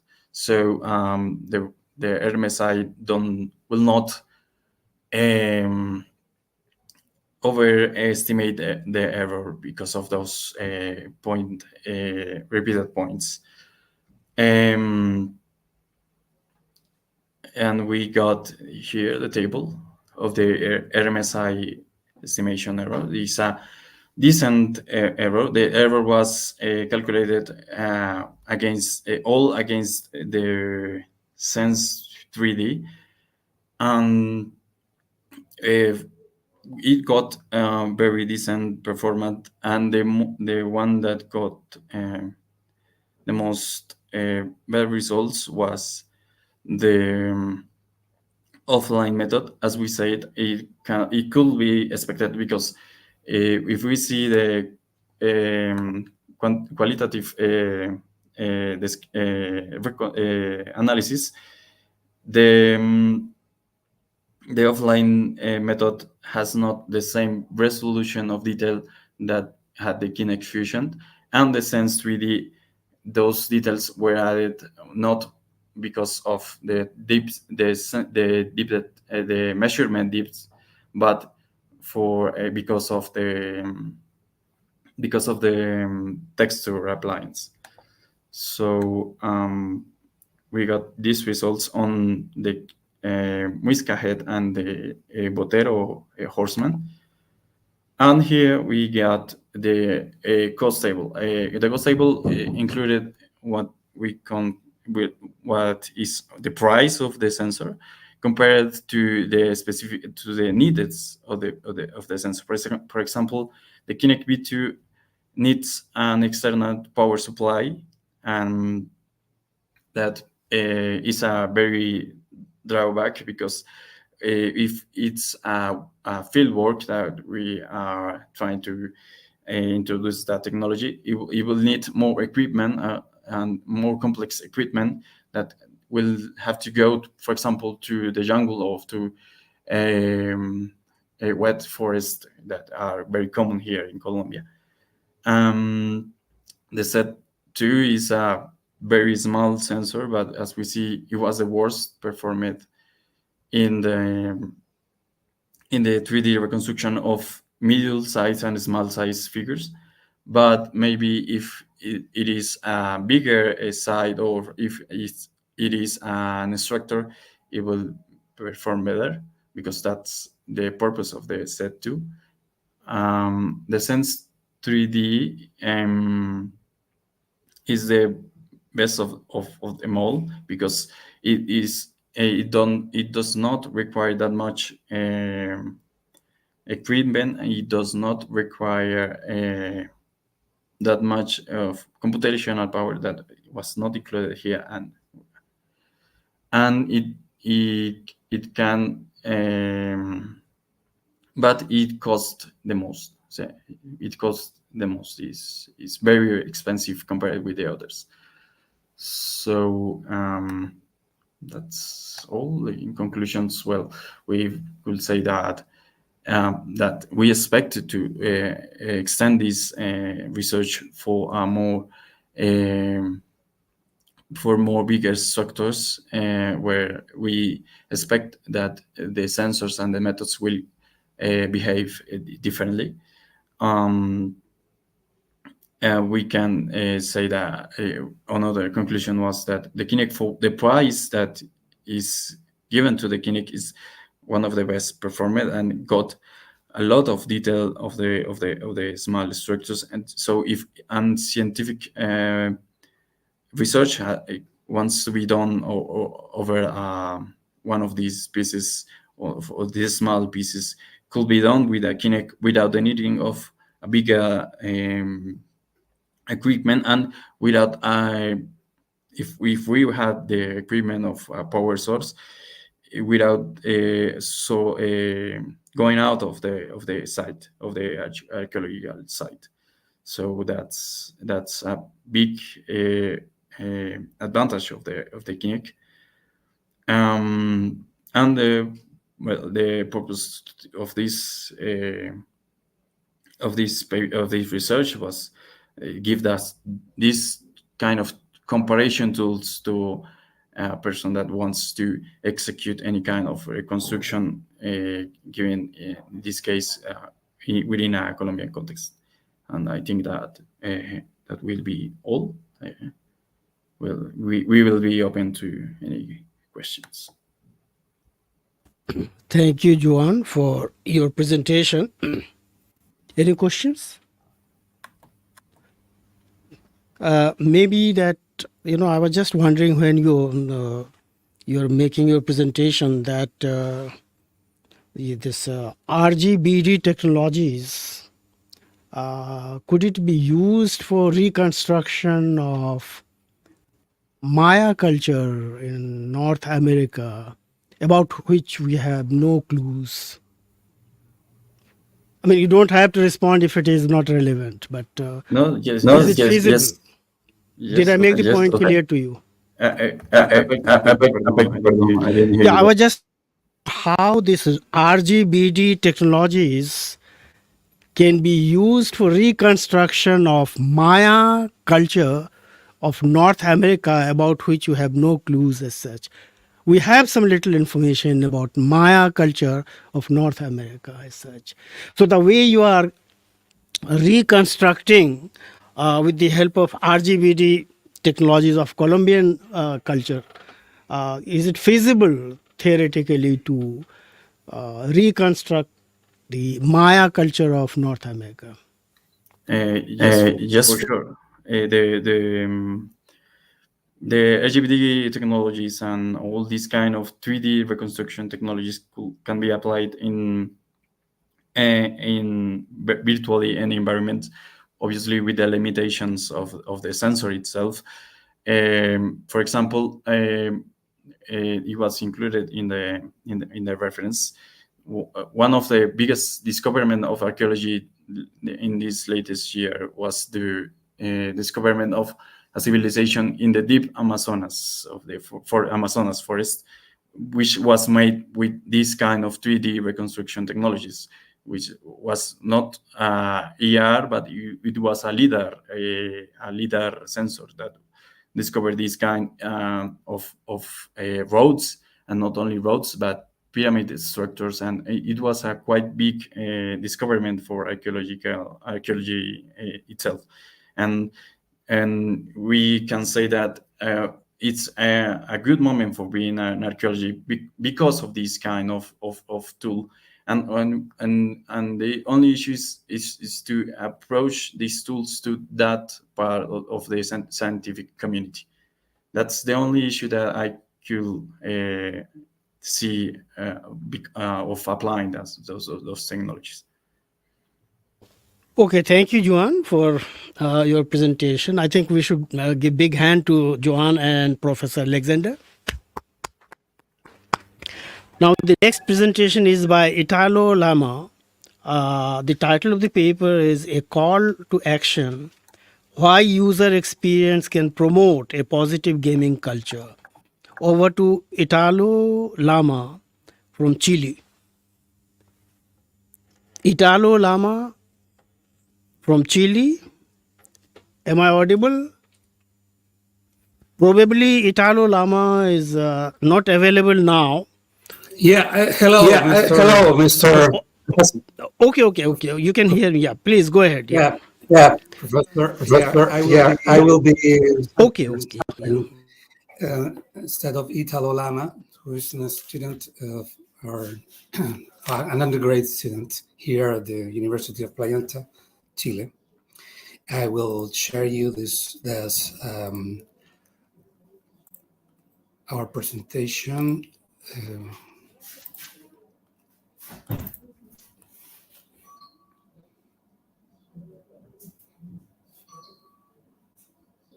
Okay, can you see it?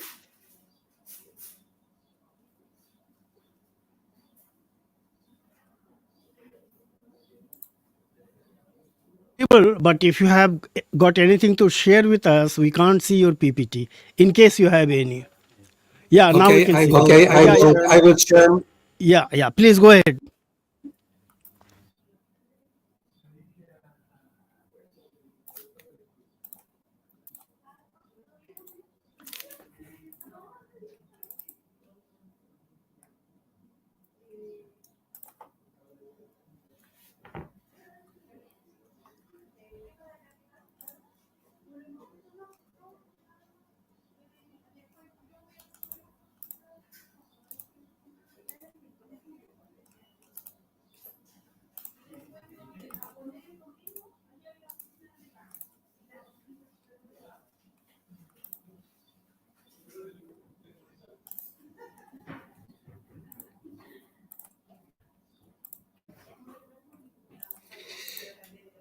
Thank you very much for this invitation. I'm very glad to present this presentation called A Call to Action: Why User Experience Can Promote a Positive Gaming Culture. Well,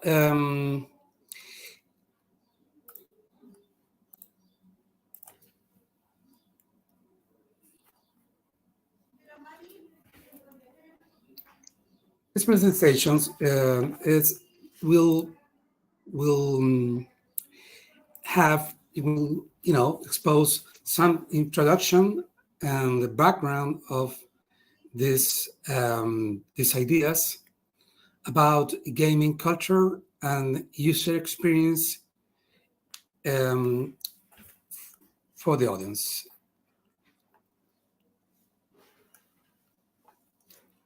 But first, I want to quote something a game maker said to the author of the book, "The Video Game Industry Does Not Exist." She said, or they said, "I just want to get better and make cool stuff." This was said by Nicole Williams. We might talk about this later.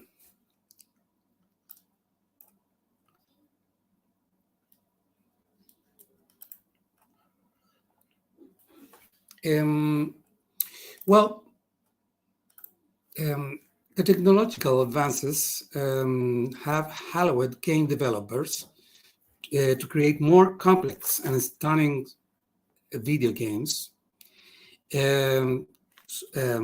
visually, especially visually, offering players more enjoyable and engaging experience. In parallel with technological advancement, gaming culture has flourished and undergone a remarkable transformation. Gaming is no longer confined to a niche group of enthusiasts, but has become a mainstream form of entertainment, giving rise to gaming communities, sport competitions, and online streaming platforms. These cultural elements further challenge for the improvement of user experience in the development of video games. So video games now are an integral part of our society. It's not just community of players. It's part of our transport systems. We have merchandise, video game merchandise that in Chile, people are using it. And this crucial part of this video games, that is the origin of this culture, is about improving the experience and the method by which people interact with a product that is, in this case, is a video games. Well, instead of considering games as a culture, video games instead have a role within culture. They are enjoyed by individuals of diverse backgrounds, encompassing different demographics. Age. I think Carlos Astengo talked about it. In this sector, players are of different ages, and so often they are older than the youngster of 12 years old. They are in the range of 35 years old, and also there is some, at least here in Chile, we have a kind of new change in genres, and that has been reflected in the politics of our institutions. Worldwide, the dominant form of leisure and socialization is playing video games. Then it is crucial to include the diverse range of gaming experience and players.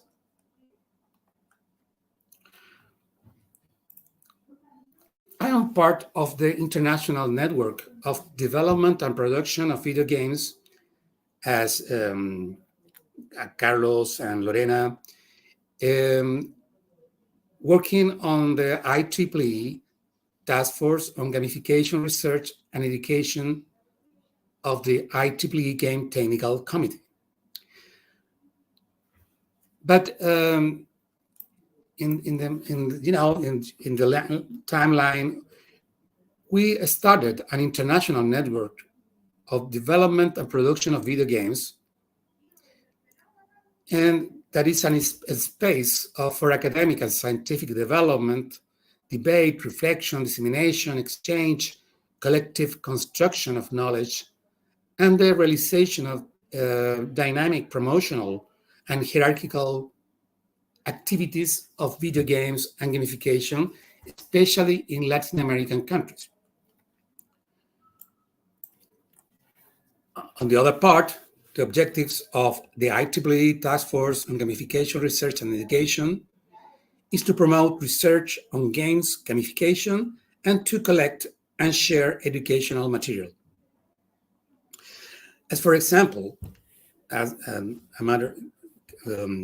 a week ago, we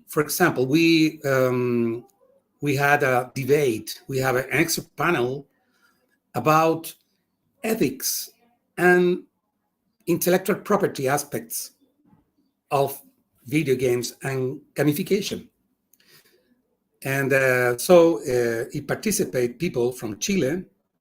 One of them was one of the presenters, or one of the authors that submitted work to this conference, and the other expert was from the legal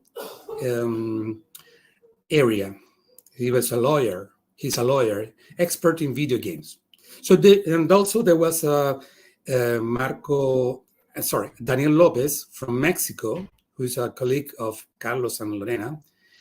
And there was a long debate about legal properties. I mean, something that is involves patents and rights, legal rights of the contents. We have to you have to know that in Chile we are among these countries that are part of the network that are Colombia, Chile, Argentina, and Chile. We have the less population, but proportionally we have a strong video game industry proportionally. You see.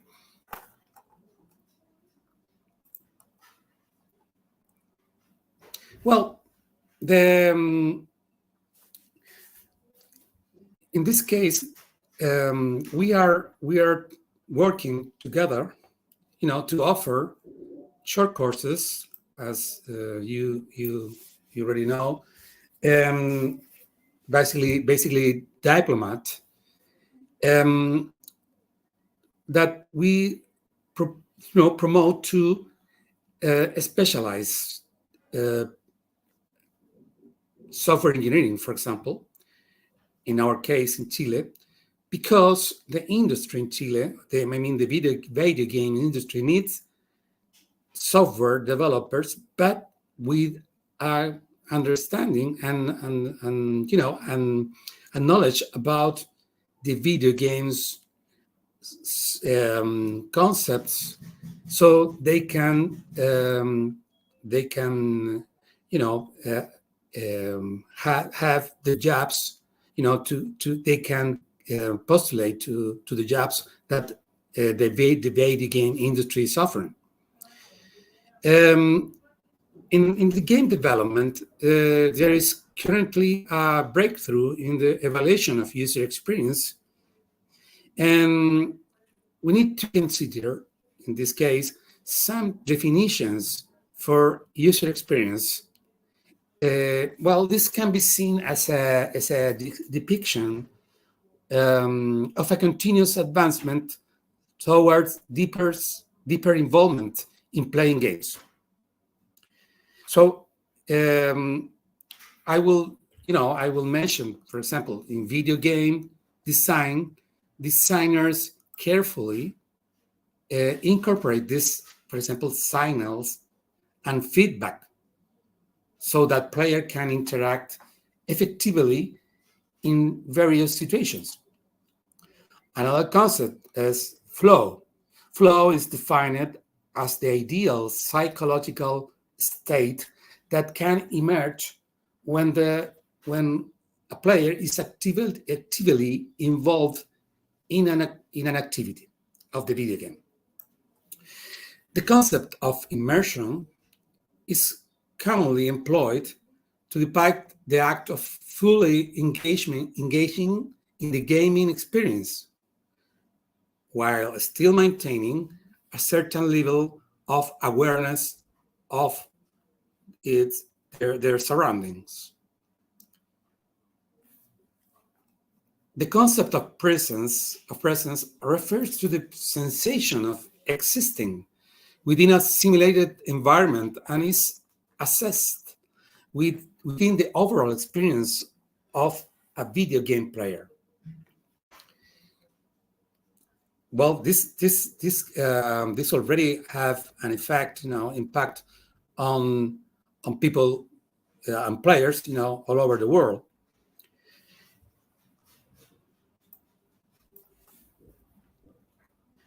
And then also we can mention onboarding, that is about guiding new players through the game's mechanics, controls, and other essentials so they can start playing and understand how the game works. This is important, for example, for elderly players or people with some kind of disability for playing.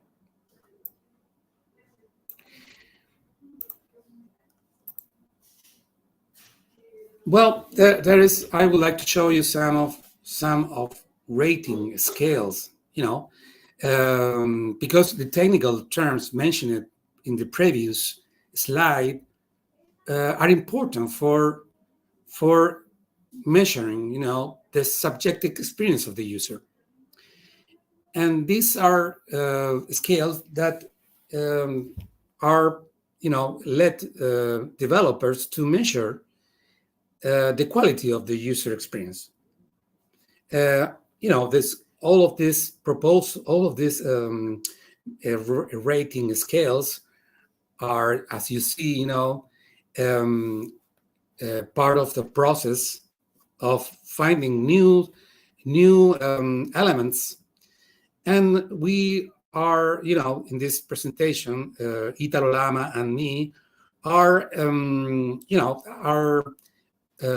kind of proposing that we need to incorporate what is gaming, the video games culture, in terms of people who are maybe who are not player yet because they have a disability or they are elder, and we can seek to incorporate elements that can evaluate the quality in this term. In this way, to promote a positive gaming culture, inclusive, and to promote the accessibility of video games. But it needs, as you see, the way I think that we are now working or addressing the problem that is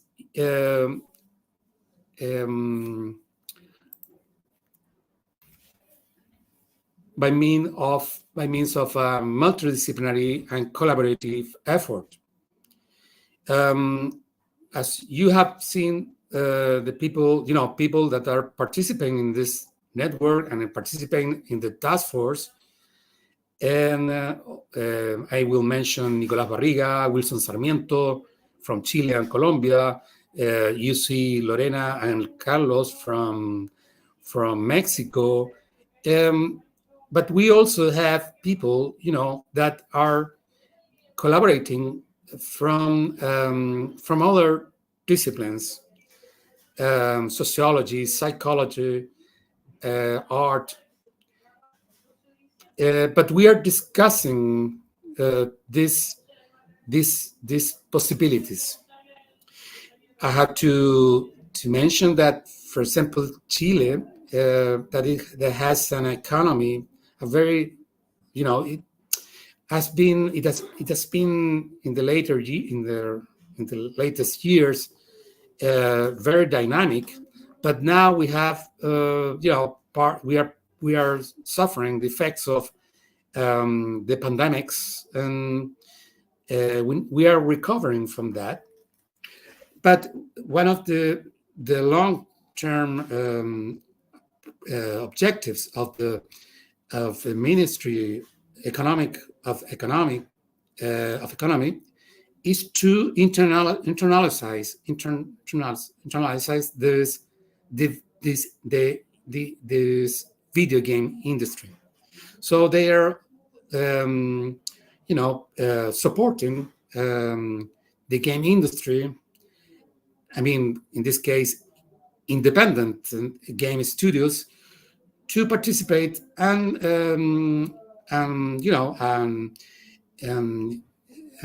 not only to showcase their video games, but also to compete, to get recognitions, and they have been successful on this. But in this not in a huge scale, but in this proportionally is a kind of significant success. I would like to conclude too that video games and gamifications lead to the formation of new skills in software developers. I am talking to you from the Department of Data Science and Computer Science. We will be offering this short course and to students, undergraduate students that are have the base of software development.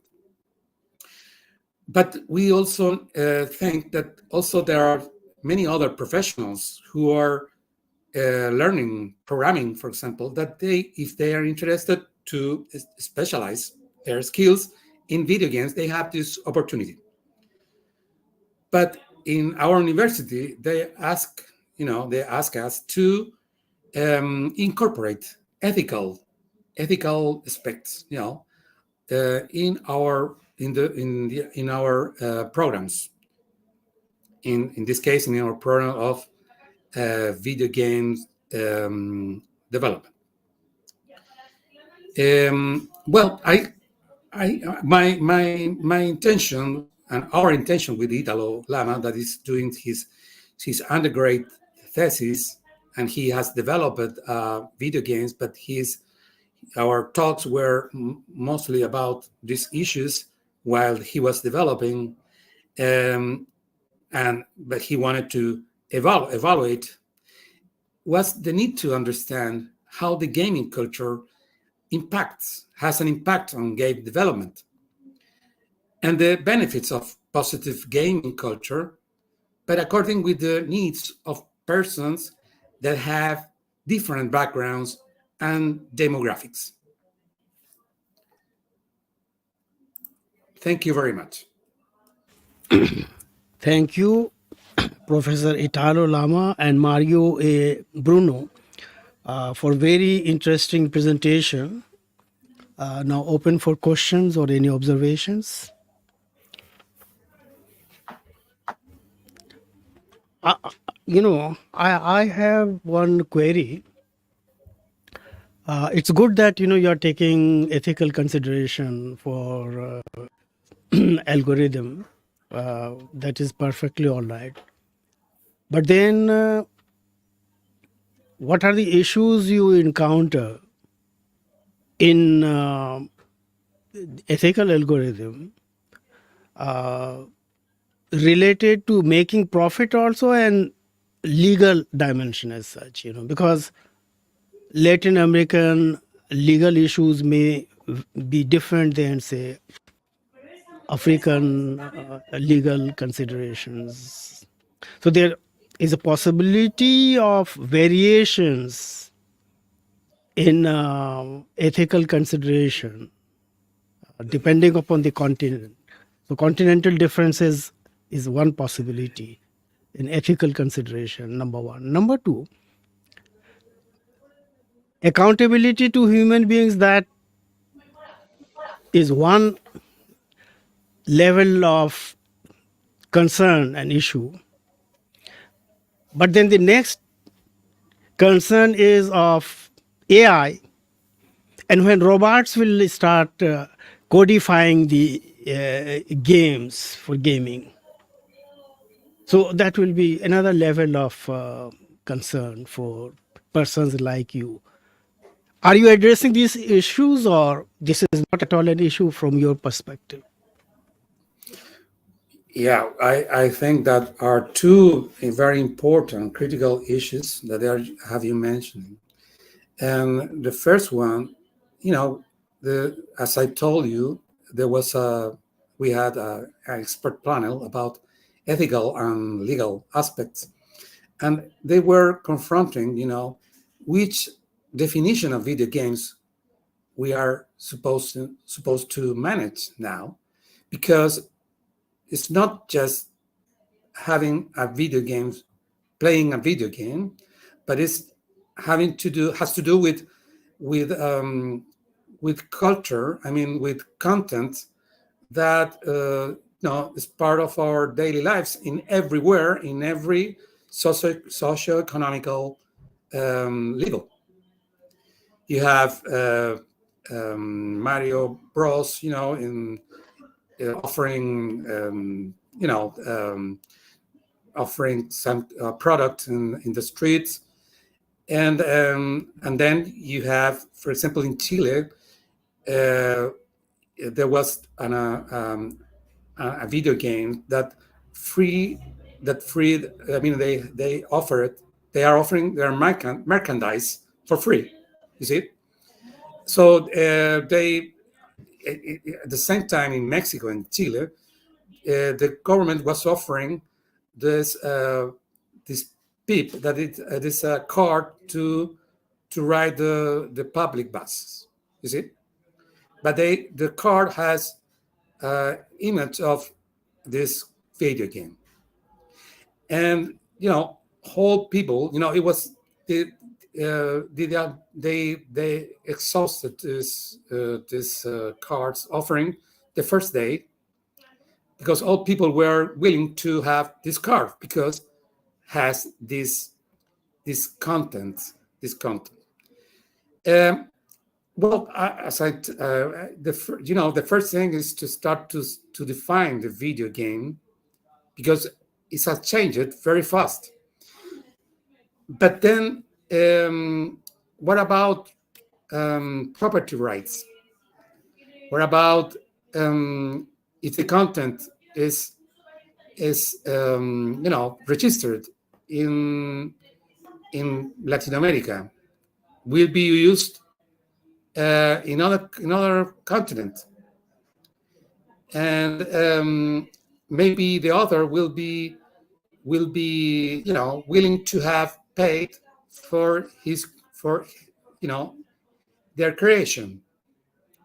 But then you have to think that, for example, for huge enterprise, I mean huge industry, video game industry, the legal part is for them is kind of easy. It's kind of I mean, they have so much resources to confront an indie gaming studio that has to demand for their own creation, and they will lose because the other part has a better lawyer. So there's an inequality. We can expect inequalities according to some thinkers, or according to some people, like the debate that we had the other day here in Latin America. We are willing to have this debate next year, and it will be nice, to again to meet, with you from India. Maybe we can think about it, because for me, India is. I am from the computer engineering, so for me, India is a great producer, software producer. I mean, and you see that there are two different contexts, are two different dimensions, but in the realm of video games, something start to get, to have a different different kind of view. I would like to tackle the other question about AI and their effects on, using algorithms, or, as you said, development or programming.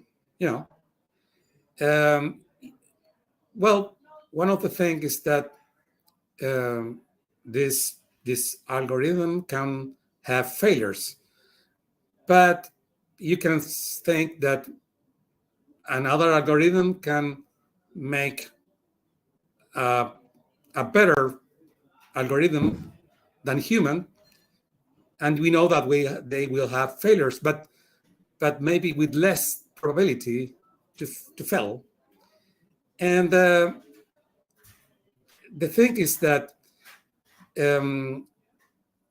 this is kind of to see what was going to be in the next years, because people with ideas, with art, with creative minds will rule many activities of the video game industry, but not depending on software developers. That is now.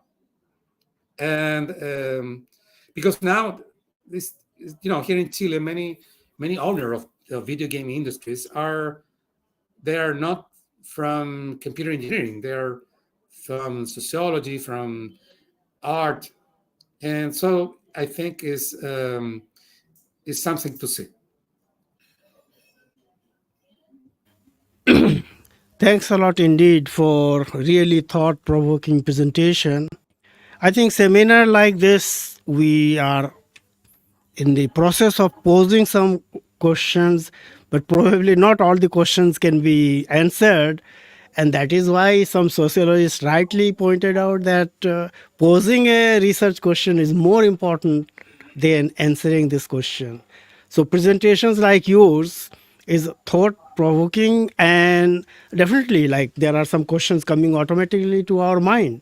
So if we are able to pose some questions, irrespective of the fact that we are unable to answer, I think that should be one of the parameters for the success of the international conference.